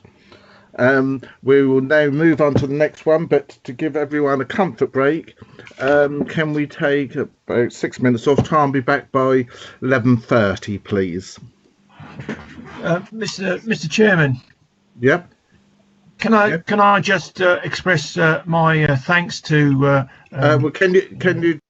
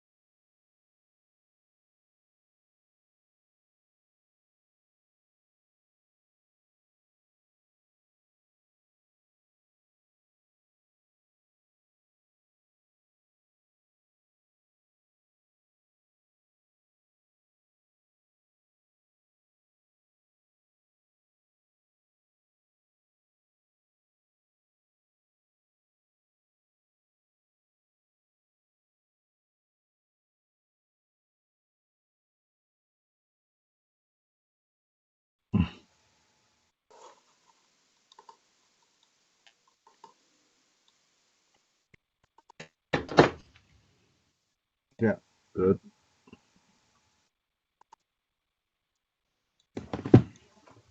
Right, thank you, Chair. So I'll conduct the roll call for this second item of the day. Yep. So we have, if you could please answer with present or good morning. Councillor Suez. Good morning, present. Councillor Melanie Barrett. Present. Councillor Beer. Present. Councillor Busby. Yep, still here. Councillor John Hinton. Still here. Councillor Lee Jamieson. Yeah, present. Councillor Mary McLaren. Present. Councillor Adrian Osborne. Present. Councillor Alison Owen. Present. And Councillor Lee Parker. Has Councillor Parker joined us?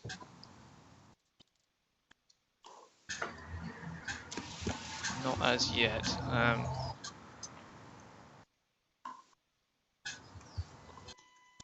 I'll try and invite him into the meeting now. So we're just to go down the list and then we'll come back to that point, and I'll raise the point in a moment. So Councillor Plum. Present. Councillor Clive Arthey. Present. Councillor Margaret Mabry. Yes, present. Thank and you. I'll just go through as well, Chair, the public speakers to make sure we have everyone. Yep. So, Mr. Robin Morley, just to confirm you're still here. Present. Thank you. Mr. Mark Webster.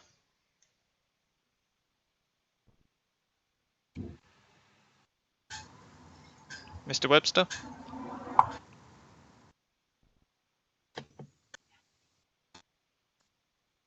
We can perhaps vote him up and chase him up. I'll come back to that one in a moment. Yeah. Mr. Dave King. Present. Thank you. Yeah. And then, as we've said, we've checked the ward members. So I will just see with Mr. Webster.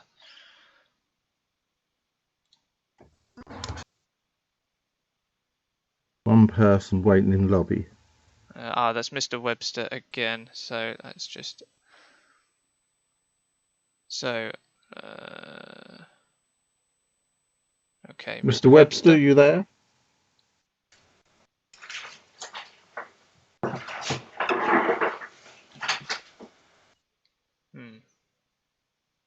No. Okay. And in the meantime, has Councillor Parker joined us now?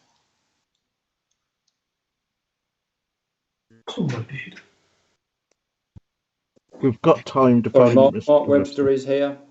Oh, brilliant. Thank you, Mr. Webster. Thank you. Right. So we now need to find out Councillor Parker if he's joined us. Yeah. Mandy, if you could just give him a ring, please, to just check, because he's not. He's showing here, but not here at the same time. If that makes sense. Thank you. No. But with technology, sometimes it doesn't. Chair, should I just elaborate on the point of Councillor Parker joining as a preface to that? Yeah. So after discussing with the monitoring officer and legal advisor, Councillor Parker is able to join the meeting despite giving his apologies because he does not have a substitute for the meeting and will not have heard any of the discussion or any of the item that we will now be going into, which is DC 19-04755.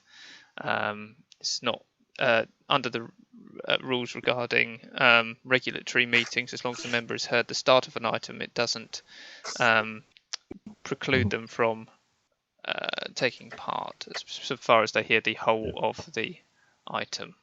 They have to remain present throughout. Now, correct. Councillor Lee Parker, are you present?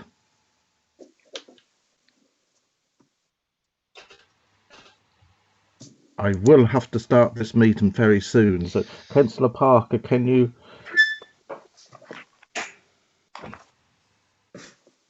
I believe my colleague Mandy Smith is trying to contact him at the moment, Chair. So if we give it just a couple more minutes, and then it will be your discretion if that's acceptable. Okay. Councillor Parker should be in the meeting now, Rob. Okay. Well done, Mandy. Councillor Parker, can you hear us?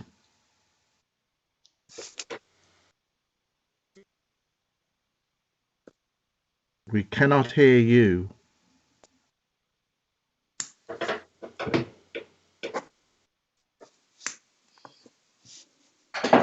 Sorry, it's Mandy here. I've just spoken to Councillor Parker and he said that he was on another call and would be joining us shortly. So I've told him that we're waiting for him.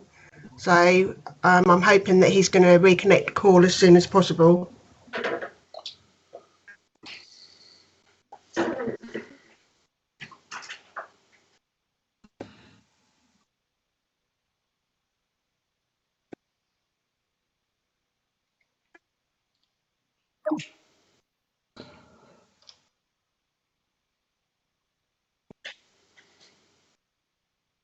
Could I just ask, can everyone see my screen share?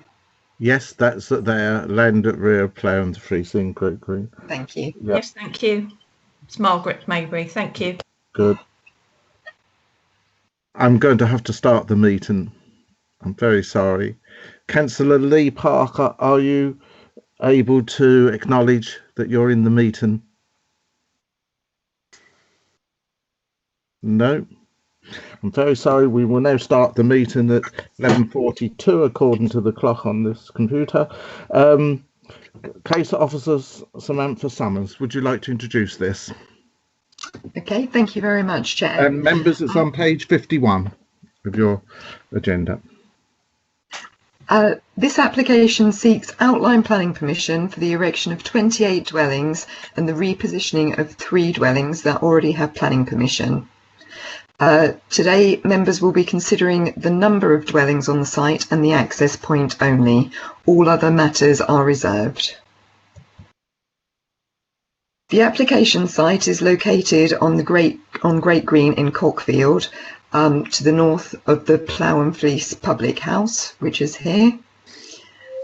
There is a mature tree belt to the northern boundary, just here, which protects views from the wider landscape. Duke's Meadow shares a boundary to the east. The public house is to the south of the plot, and the access point is from Berry Road. The application site is on the edge of the village. 2 planning permissions have been granted near to the site. 10 dwellings have been granted just here, and a further 5 dwellings have been allowed on appeal in this section here.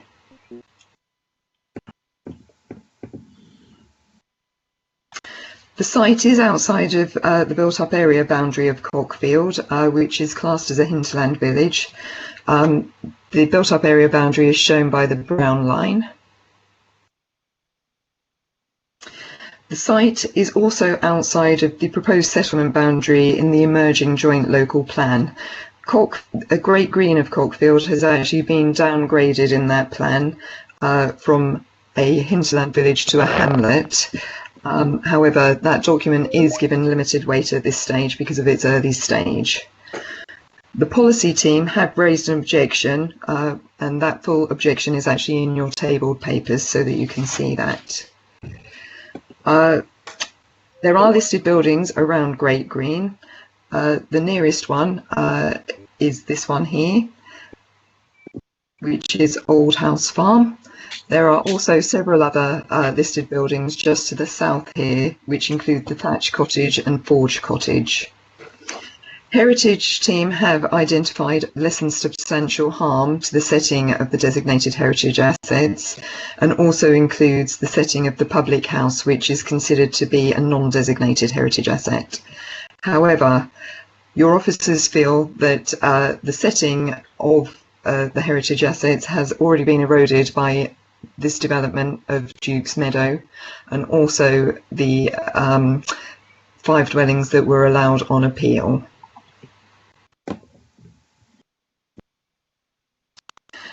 This shows the layout of the 10 dwellings that already have planning permission, and they are currently under construction. The access point to the development that you're seeing today would be via this access and would come through here. So the application also includes the repositioning of these 3 dwellings to allow for the access point into this rear piece of land just here. The repositioning of those 3 dwellings does also form part of this application.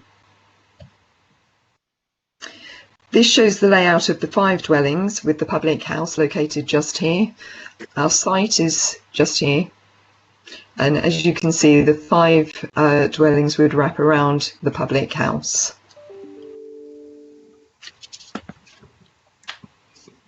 The appeal statement for those 5 dwellings is actually also in your tabled papers, just so that you can see the context of why they were allowed. This shows the access point with Berry Road, just here, and the repositioning of the 3 dwellings.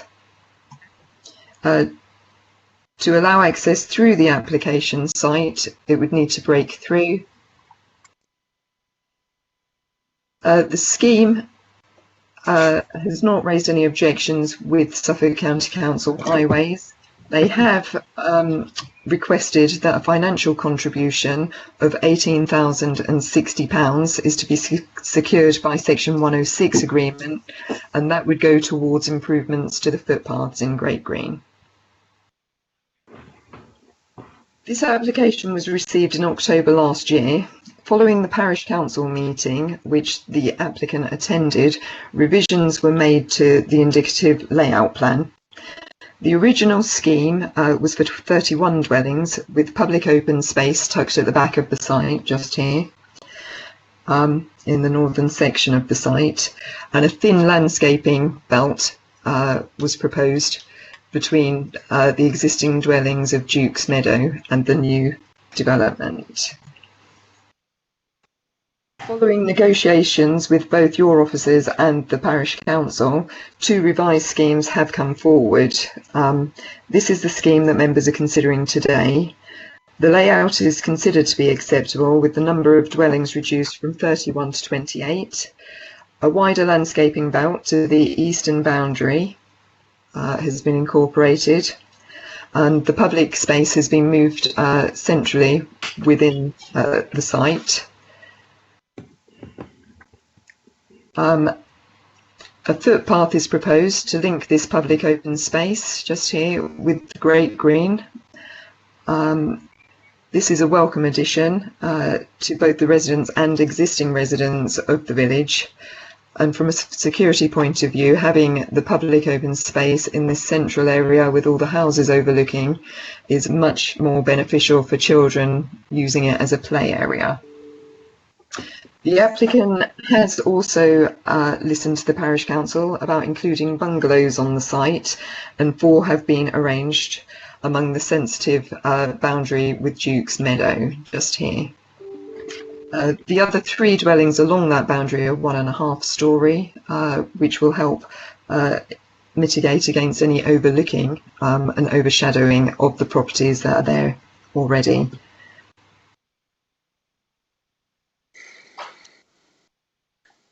A lot of work and negotiation has gone into the revised layout, and although this is an outline application with only the number of dwellings and access to be assessed today, a condition that this layout shall be used as the basis for a reserved matters application is recommended if members are minded to approve the application. A total of 11 affordable units are to be provided on the site, and in summary, there's 5 2-bedroom dwellings, 13 3-bedroom dwellings, and 10 4-bedroom dwellings proposed, and that includes the 4 bungalows.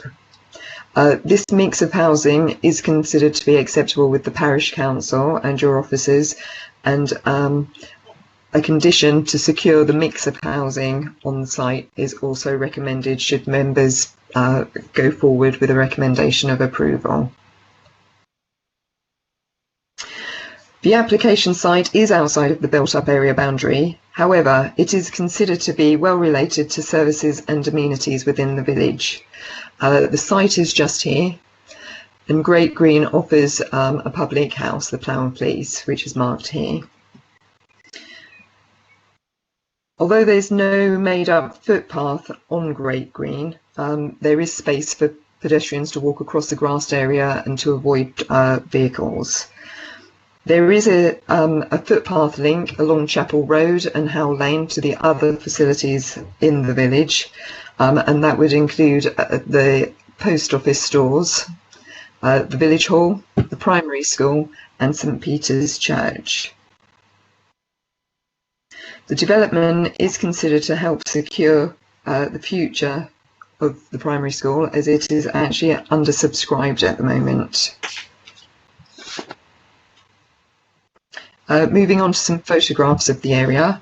This shows Great Green from Chapel Road and the start of the pavement, which links Great Green to the facilities within Howell Lane.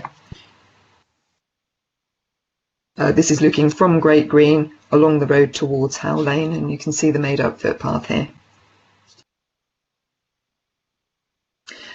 This is the public house with the site for the 5 dwellings that were allowed on appeal that would wrap around the public house. This is the entrance to Duke's Meadow, and these are the houses that share the boundary with the application site in Duke's Meadow. The bungalows are proposed along this section here, and 1.5-storey dwellings further along this section. This shows the site of the proposed pedestrian link just here, and that will link the open green space within the site to this larger area of green space of Great Green. The public house can be seen just here. This is Great Green, looking across the green to the public house. Mature trees around the green are a feature of this area of Cockfield. This shows the entrance just here and the hoarding that is up currently along Berry Road of the 10 dwellings that are currently under construction. The access would come through here into this site to the right, which is a much larger area for the 28 dwellings. This shows the mature tree belt that runs along that northern boundary and screens the development from the wider landscape. Again, just looking a bit further north towards the tree belt and the wider landscape. This is going back to the back of the public house where the 5 dwellings are proposed. You can just see the blue marker posts which show the individual plots of those 5 dwellings. You can see the houses in Duke's Meadow just beyond here. The site, the application site that you're looking at today, is just beyond this boundary. This is the access point from Berry Road, looking into the site with the tree belt on the left-hand side there. This is looking towards Great Green from the access point. And this is looking in the other direction along Berry Road. Looking into the site a bit more in detail. Unfortunately, I couldn't go onto the site because of social distancing, and all of the workmen were actually on the site at the time. So these are distant views across the application site. You can clearly see this tree belt here and the properties within Duke's Meadow just there. Just a little bit of a zoomed in shot of those dwellings. This is where the bungalows would be along this area here, and then further along would be the 1.5-storey dwellings.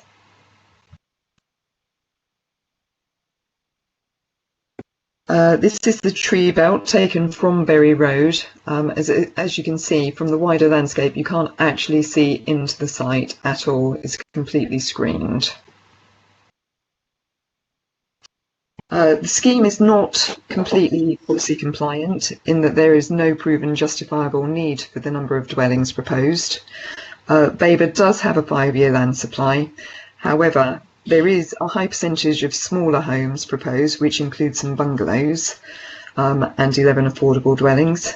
The applicant has worked proactively from pre-app stage until now on the number and type of dwellings on the site and has produced a layout that incorporates a centrally located open space. Although Cockfield is a hinterland village, it has a lot to offer residents in terms of facilities, which include the primary school, which is within a safe walking distance from the application site. The less than substantial harm identified by the heritage team on the setting of the heritage assets is considered to be outweighed by the public benefits that the scheme offers, which include the 11 affordable dwellings, the public open space, £18,060 towards improvements to footpaths, and future students to support the primary school. Therefore, this application is recommended for approval with conditions as set out on page 75 of your. Thank you very much for that, Samantha. Right, members, is there any questions? I've got Melanie Barrett. Councillor Barrett? Thank you. I think that yes was from much earlier, actually, but I do just have a very quick question. We've got it on the screen at the moment, the slide 30. What are the blue blobs? They're ponds. They are, right. Yeah, there's quite a lot of ponds around. Okay. Any other questions from the officer for clarification? No? Just please, Mr. Chairman, sorry. Yeah, okay. Bearing in mind how slow the notice board is, just a quick one. Yeah. The proposal for affordable housing shows some as shared ownership. Could we clarify, are we talking about shared ownership or are we talking about rent to buy? Because we seem to have different terminologies depending on which officer has written the report. Right. The strategic housing team have specified shared ownership on this scheme. Okay. And what is the difference between shared ownership and rent to buy? To be perfectly honest, I don't know the answer to that. I'm not sure whether Mark Russell would know the answer to that question. My understanding is it relates to equity. Rent to buy, you pay rent and pay off a mortgage and become the owner, whereas shared equity, shared ownership, you would own, let's say, 50% of it. So when you sell it on, you get 50% of the equity, and the RSL gets the rest. Any other points of clarification? No? Okay, we'll move on. We now go to the public speakers. We have the Parish Council representative, Mr. Robin Morley, to speak. You have 3 minutes, sir, in which to address the committee, and at the end of that, I'll see if there's any questions for you. When you're ready, sir, you may start. Thank you and good morning. Good morning. The Parish Council were cautious with the very initial site proposals, although through useful dialogue with the developer, these have significantly evolved. Apprehensions do remain that the application is only for outline, with all matters being reserved, and any final outcome may be somewhat different and unacceptable. Cockfield has seen substantive development in recent times, not wholly meeting the desires of the Parish Council or residents, and not necessarily contributing to the sustainability of the village. The number of facilities within the village continues to dwindle, for example, closure of the garage, reduction in bus services, and the demise of the restaurant, with those remaining assets no doubt under pressure. So we have encouraged the type of new dwellings that go towards mitigating this decline and broaden the demographic. This was the view communicated within the village's own housing development survey. The Parish Council has always supported local, affordable and diverse home provision, and the type and mix of homes offered, with 2, 3 and 4 bed houses, chalets and bungalows, together with the requisite affordable contribution, does give comprehensive opportunities for a wide range of families, couples, individuals and elder residents. We believe the development, if executed correctly, does offer overall benefit to the village. It is essential, however, that those impacted most directly are not burdened. Our comments given in previous consultation responses do need to be addressed. 1. Further diversity and improvement layout of property types may be achievable, and the Council's support the strategic housing team comments on this matter. 2. The concerns voiced by the Babergh and Mid-Suffolk District Council Heritage team are addressed and incorporated in any reserved matters application in terms of materials and aesthetics. 3. Additional enhancement to the boundary abutting Diggs Meadow. 4. The existing tree buffer to the north of the site must be maintained and preserved under covenant, and the development does not extend beyond this. 5. The developer engages with the adjacent residents whilst agreeing the landscaping matters in detail in order to implement a sympathetic buffer to these properties to lessen the impact of the development. And finally, 6. The Parish Council would not be agreeable to any of the site plots being self-built, as this would detract from the Babergh Mid-Suffolk District Council and indirectly the Parish Council receiving SIL funding. Please note, under consultation summary relating to the Parish Council, we feel this is an accurate reflection of our discussions and thoughts on this application. And subject to meeting the necessary planning criteria, the Parish Council does support this application. Also, we would support Part 4 of the presentation, points 12.0 to 12.9, and the inclusion of conditions outlined at the end of the document. And could I just thank you for the opportunity to speak? Thank you very much. Well timed. Members, start with Councillor Ayres. Have you any questions to the public speaker for the Parish Council? No, thank you, Chair. Anybody else? No? Thank you. We'll move on then.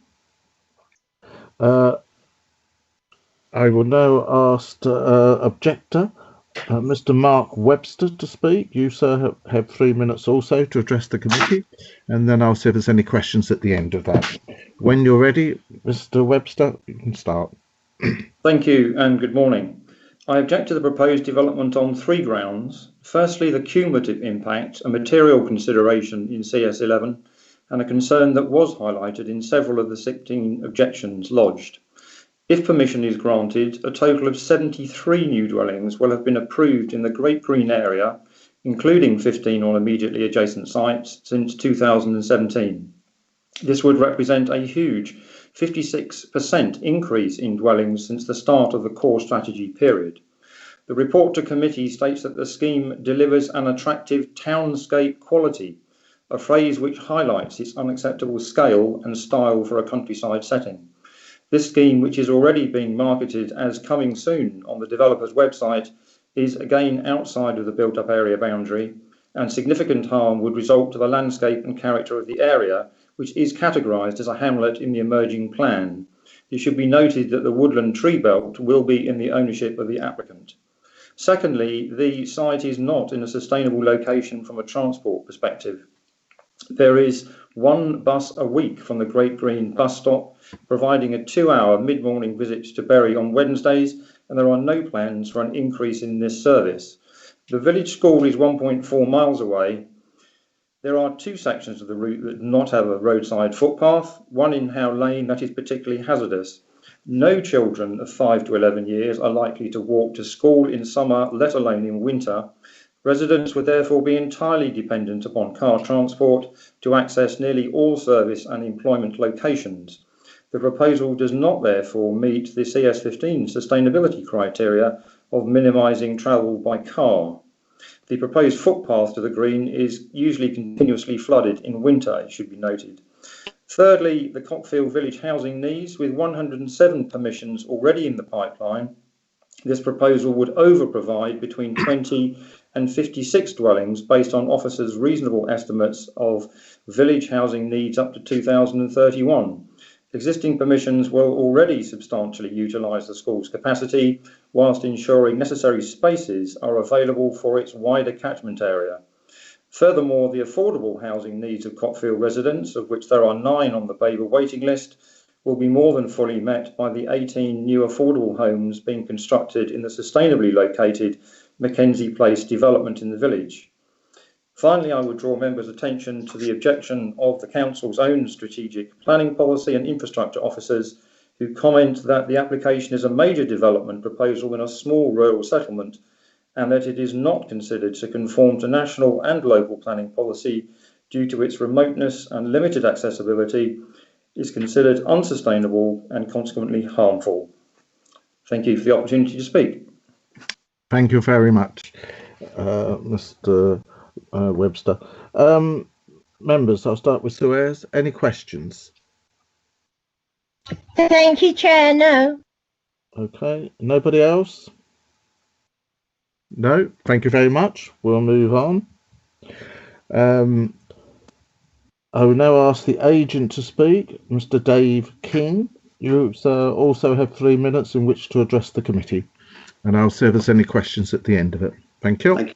Thank you, Chair. Good afternoon, Chairman and members. My name is David King, and I am the Scheme Architectural Consultant and Agent for the applicant. This application proposes the erection of up to 28 new dwellings on land on the western edge of Great Green in Cockfield, and includes the repositioning of 3 dwellings already approved on land to the south to enable an access to be created.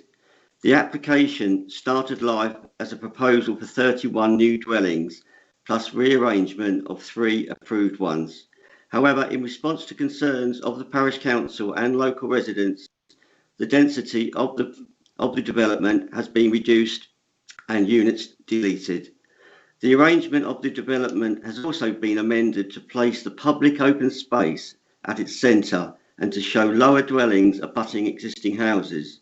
The mix of homes has also been amended following discussions with your officers and the Parish Council. Members will be familiar with planning policies and circumstances where permission may be granted for new housing outside villages. The officer's report carefully considers the benefits of the development in light of the planning policies. I do not want to propose to repeat that balancing exercise, but instead wish to commend the report to the committee and to thank the case officer for her diligence.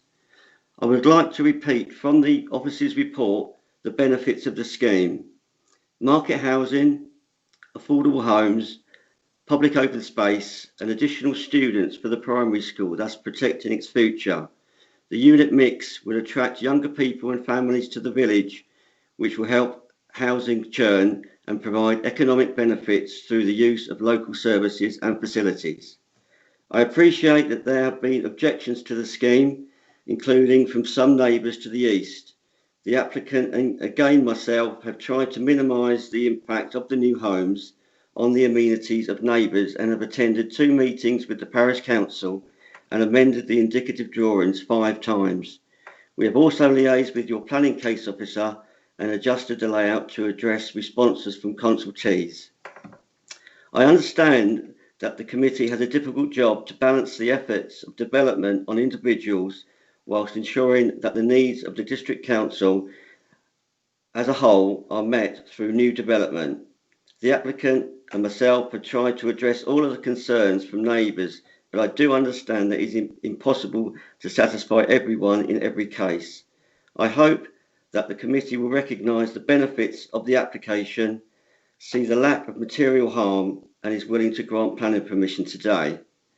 I would like to thank your planning staff and the Parish Council for their assistance, and thank you for giving me the opportunity to speak to the committee today. Thank you. Thank you very much. Well timed. I just have one question for you. The Parish Council did state that they didn't want to see any self-build. Is this likely to happen?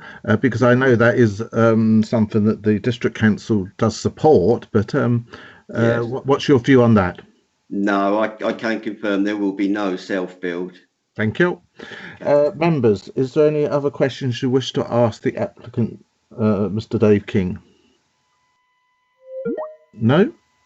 Okay, thank you very much. Thank you. Thank you. Right, we will now go to the ward member. Just before I do that, can I just ask the officers, and I think it was the objector, said that, and I think we had this explained to us in the previous application, something very similar, that our officers say this does not comply with CS 15. Samantha, can you pick this up, or Mark? I don't know which one want to, because we did have a similar question in the previous one, so we don't know in great detail. I think actually the response from our policy team goes into the MPPF more so, and they particularly quoted paragraph 79, which talks about houses in the countryside. In their response, they have actually said that they believe that this is a remote site. But as described in the MPPF, this is not a remote site. Right. It is well connected to the village. It abuts the settlement boundary. And in that general sense of remoteness, it certainly does not. Thank you. Thank you. Right. I'll go to the ward member. We'll do it in alphabetical order. Councillor Clive Harvey. You, sir, have 5 minutes in which to address the committee, and I'll see if there's any questions for you at the end of it. Chairman, I'm happy to go first, but I do normally afford Councillor Maybury the courtesy of going first if she wants. Well, it's entirely up to you, sir.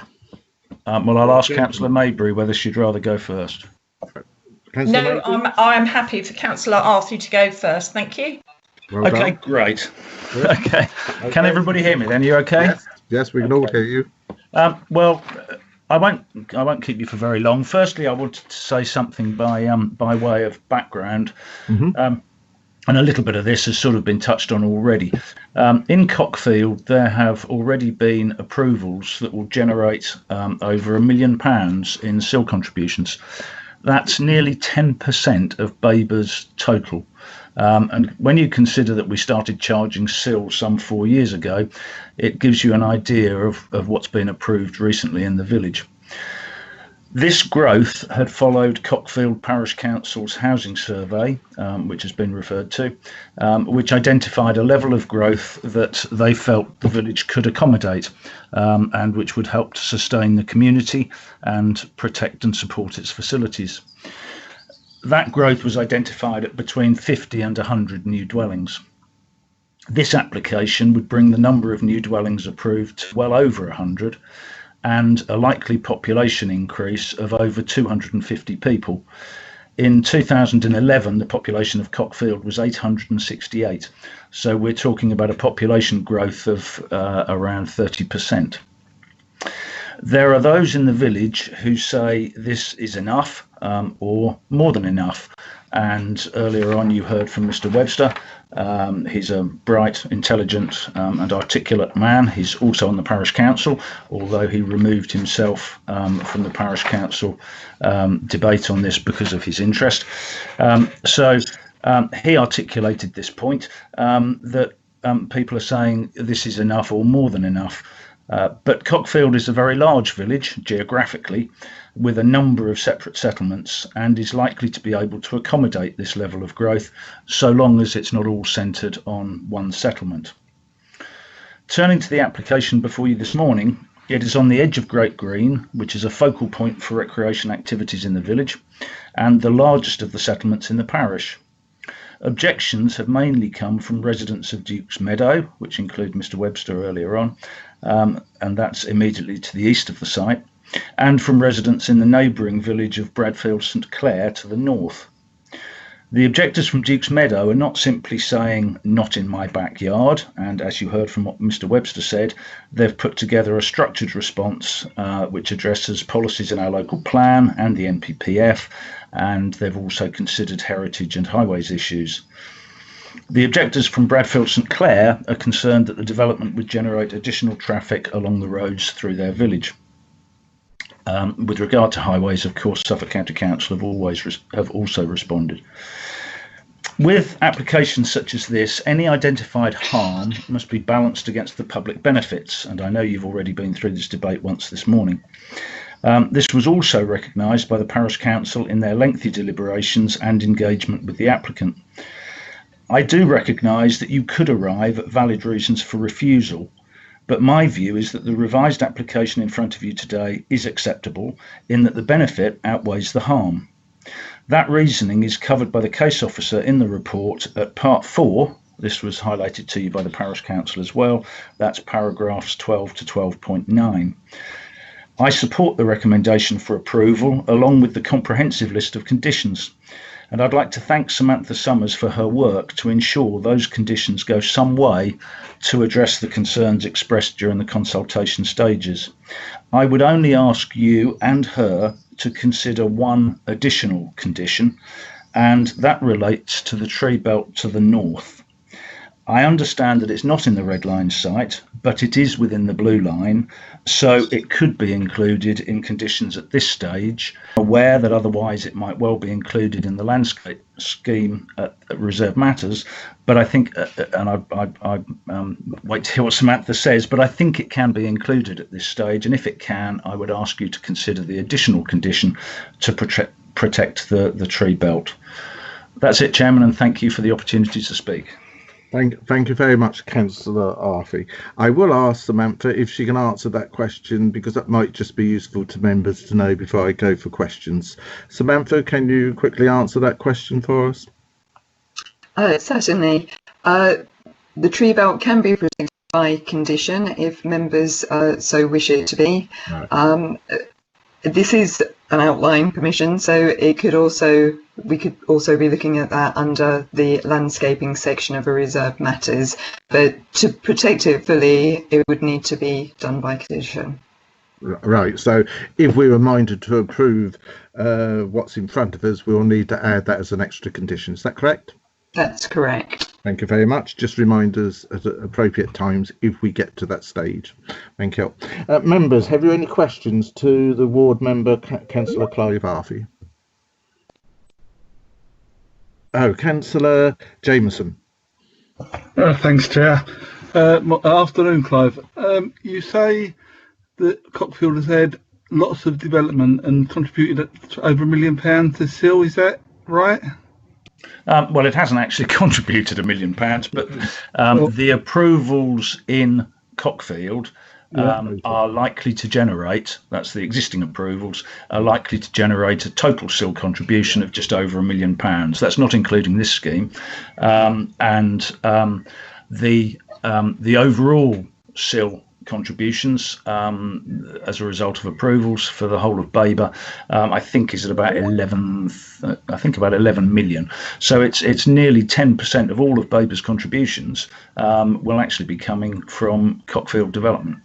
Well, in the officer's report on section 3.23, it says that Cockfield has been left behind with growth and needs to be levelled up, and I'm just a bit unsure which is true. What? That's on page 62. 66. Oh, 66. Section 3.23.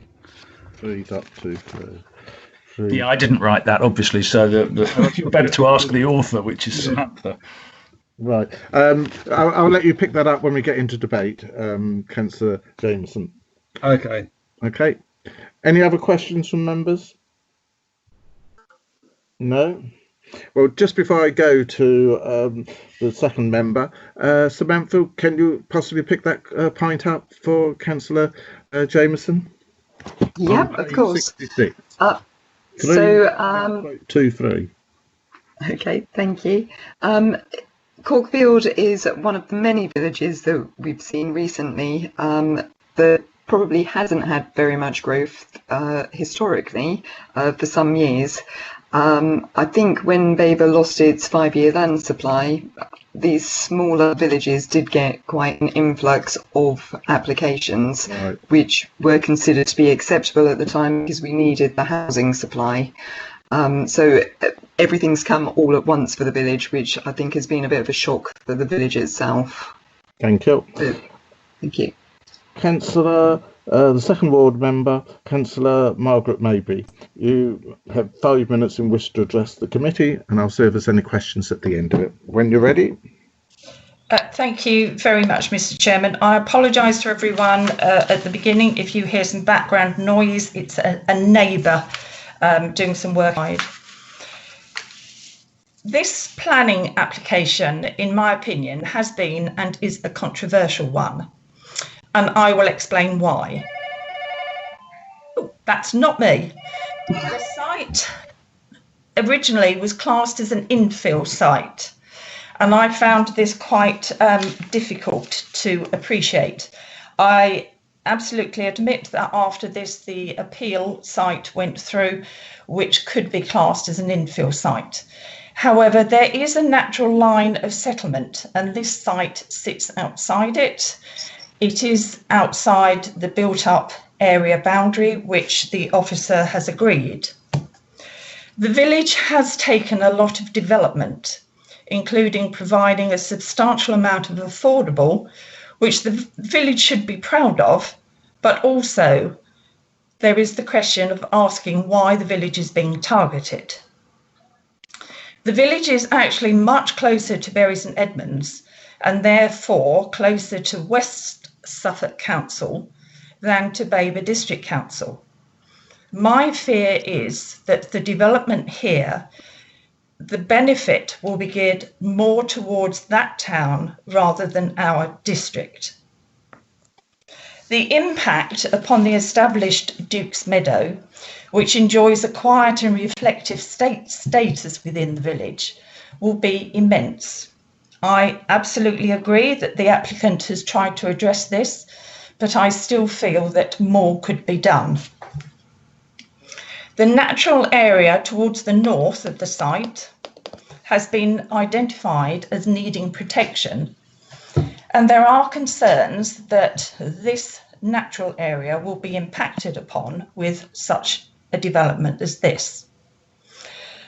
I also query the play area within the centre. I was one who stated that any open area should be in the centre of the development to make sure that everything was being and happening correctly, i.e. that there was no antisocial behaviour. However, it must be remembered that the play area will be the residents who are responsible for maintaining this, and that it will come, as usual, under a management scheme. And I don't know if everyone realises this. The developer himself also has concerns on the viability of the site, as I heard when attending various parish council meetings. This also gives me cause for concern. My concern is that in our current situation of unprecedented nature, where commodities are in short supply and prices have increased, it could be suggested that this site will become even more unviable. Of course, the developer will have 3 years in which to build out, but I do have severe concerns that the true nature in financial terms of the site has not been investigated. I'm still here. Carry on, yes, we're listening. Sorry, need some water. I'm in an enclosed room. I have other comments to make. I commend the parish council on their generosity towards the developer and the agent. I also comment on their restraint towards comments made by the same at 2 of the parish councils which I was present at.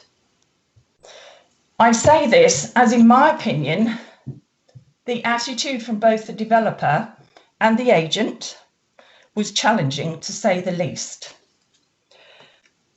I feel this is the time to state freely that the developer and the agent need to modify their approach and learn to work with rather than against residents in any area that they set their future sites upon.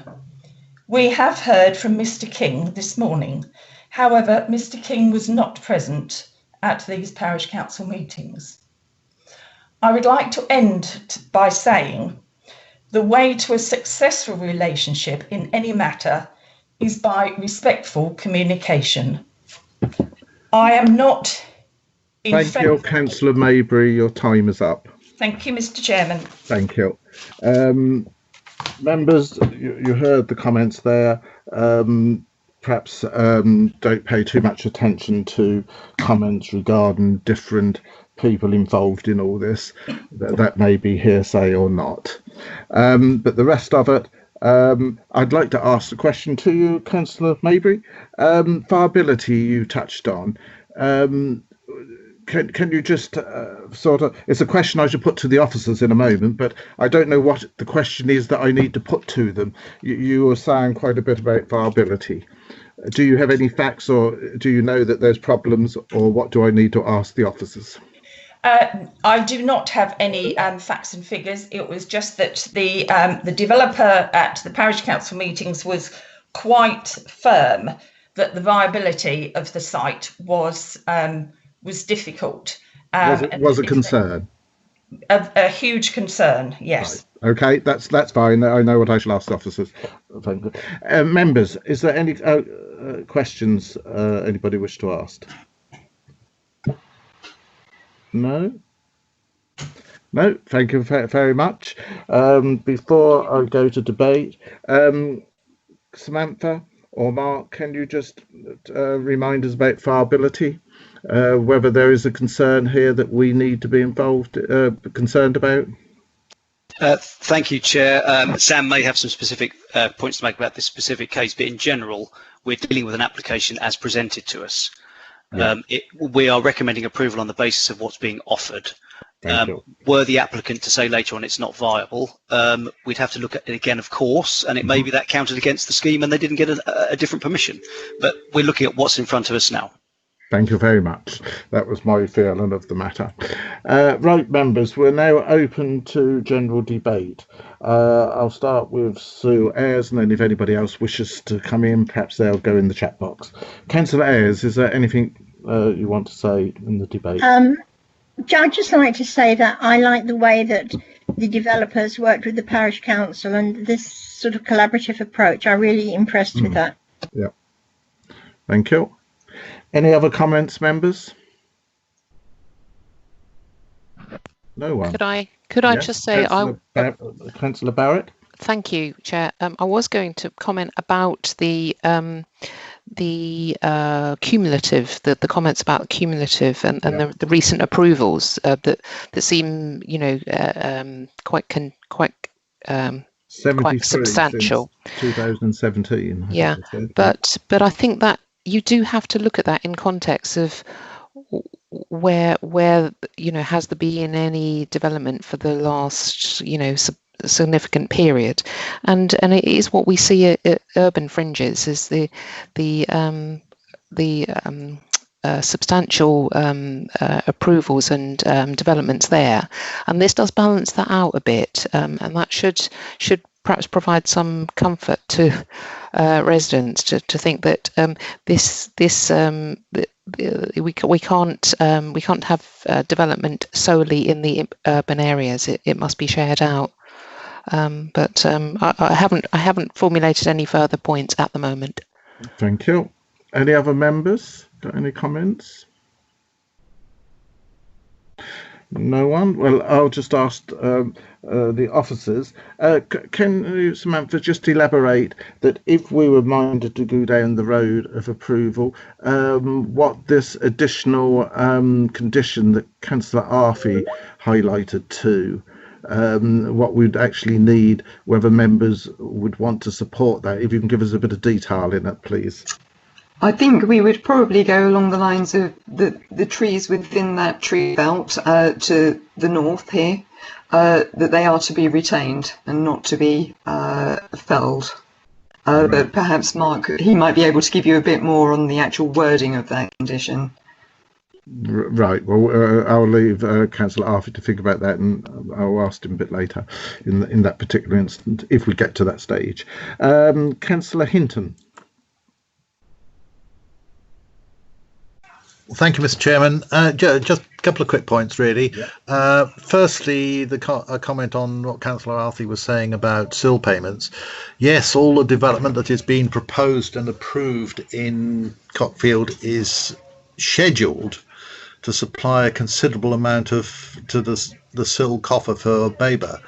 but I seem to remember on a couple of the applications when the sums were actually added up, the actual developments wouldn't produce enough SIL income to cover the requests from the county council in particular for income or demands on the SIL pot to cover education, etc. So we have to be a little bit careful about total income received and total liabilities that it's actually going to be put against. And the second point I'd just like to make is what Councillor Barrett was saying is perfectly acceptable, yes. But what we have to remember is that in the last couple of councils even, the development within Babergh has been tilted 60% into the villages, 40% towards the urban areas. So the villages have been taking a considerable chunk of the development across the district. Okay, thank you. Sorry, I just heard it must have started raining where I am. That's hitting on the window. Members, any other comments? No? Right, no one's coming forward. Well, members, in the absence of anything coming forward from anybody, then I'm going to move the officer's recommendation from the chair, as no one else is saying anything or doing anything. So I would like to move the officer's recommendation for outline plan permission. Chair, sorry, Chair, I think you've got a delay there. Councillor Barrett has already posted she's proposing. Oh, right. I will stop. Well, no, I'll carry on now. I've done it because it's pointless. I will propose that we grant outline plan permission with conditions, and we would add on an extra condition that Councillor Arfey has alluded to. Councillor Barrett, you wish to second this, I see. Would you like to make that? Yes, I would like to second that and endorse the condition. Yeah. Okay. I'm going to ask the officer what she needs to know from Councillor Arfey, and hopefully he's still listening, and I'll then ask him just to give us a bit of clarification on it. Okay. It was actually Mark Russell that I thought would be helpful in actually producing the words. Right, sorry, Councillor Arfey, I'm not going to ask you, as it turns out. Mark, the planning officer. Yeah, I think the safest route would be what we probably need. I don't know if Sam could explain. Is there already a detailed drawing showing the individual specimens of the trees? I don't think there is there? I don't believe so, because it's outlined. So what you would normally do is have a condition saying only those trees to be removed shall be removed. I mean, there's no proposal to remove any, but some of those trees will be poor specimens. Absolutely. I mean, there's no point trying to save something that's dead or half dead or fallen down. No. So we need assume common sense. Yeah, a condition with two limbs or two different conditions. One would be a tree survey, and the second would be compliance with the findings of the tree survey. Lovely. I'm going to ask my seconder whether she's happy with that. Councillor Barrett? Yes, that seems fine. Yeah. Good.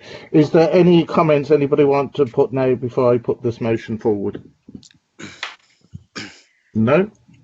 Okay, nothing's coming up and I am looking. Right.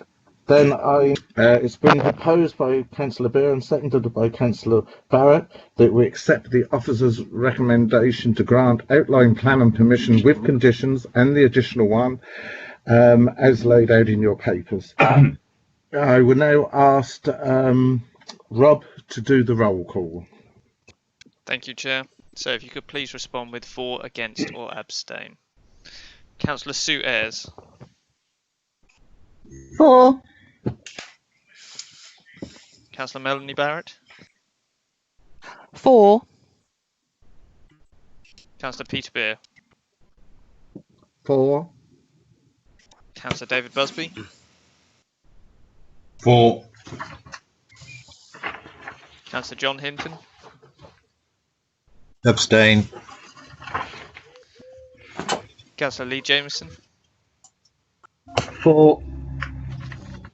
Councillor Mary McLaren. For. Councillor Adrian Osborne. For.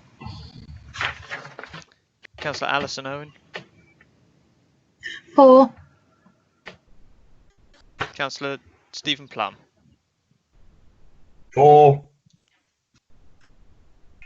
I'll await your result. Thank you, Chair. That is carried by 9 votes, with none against and 1 abstention.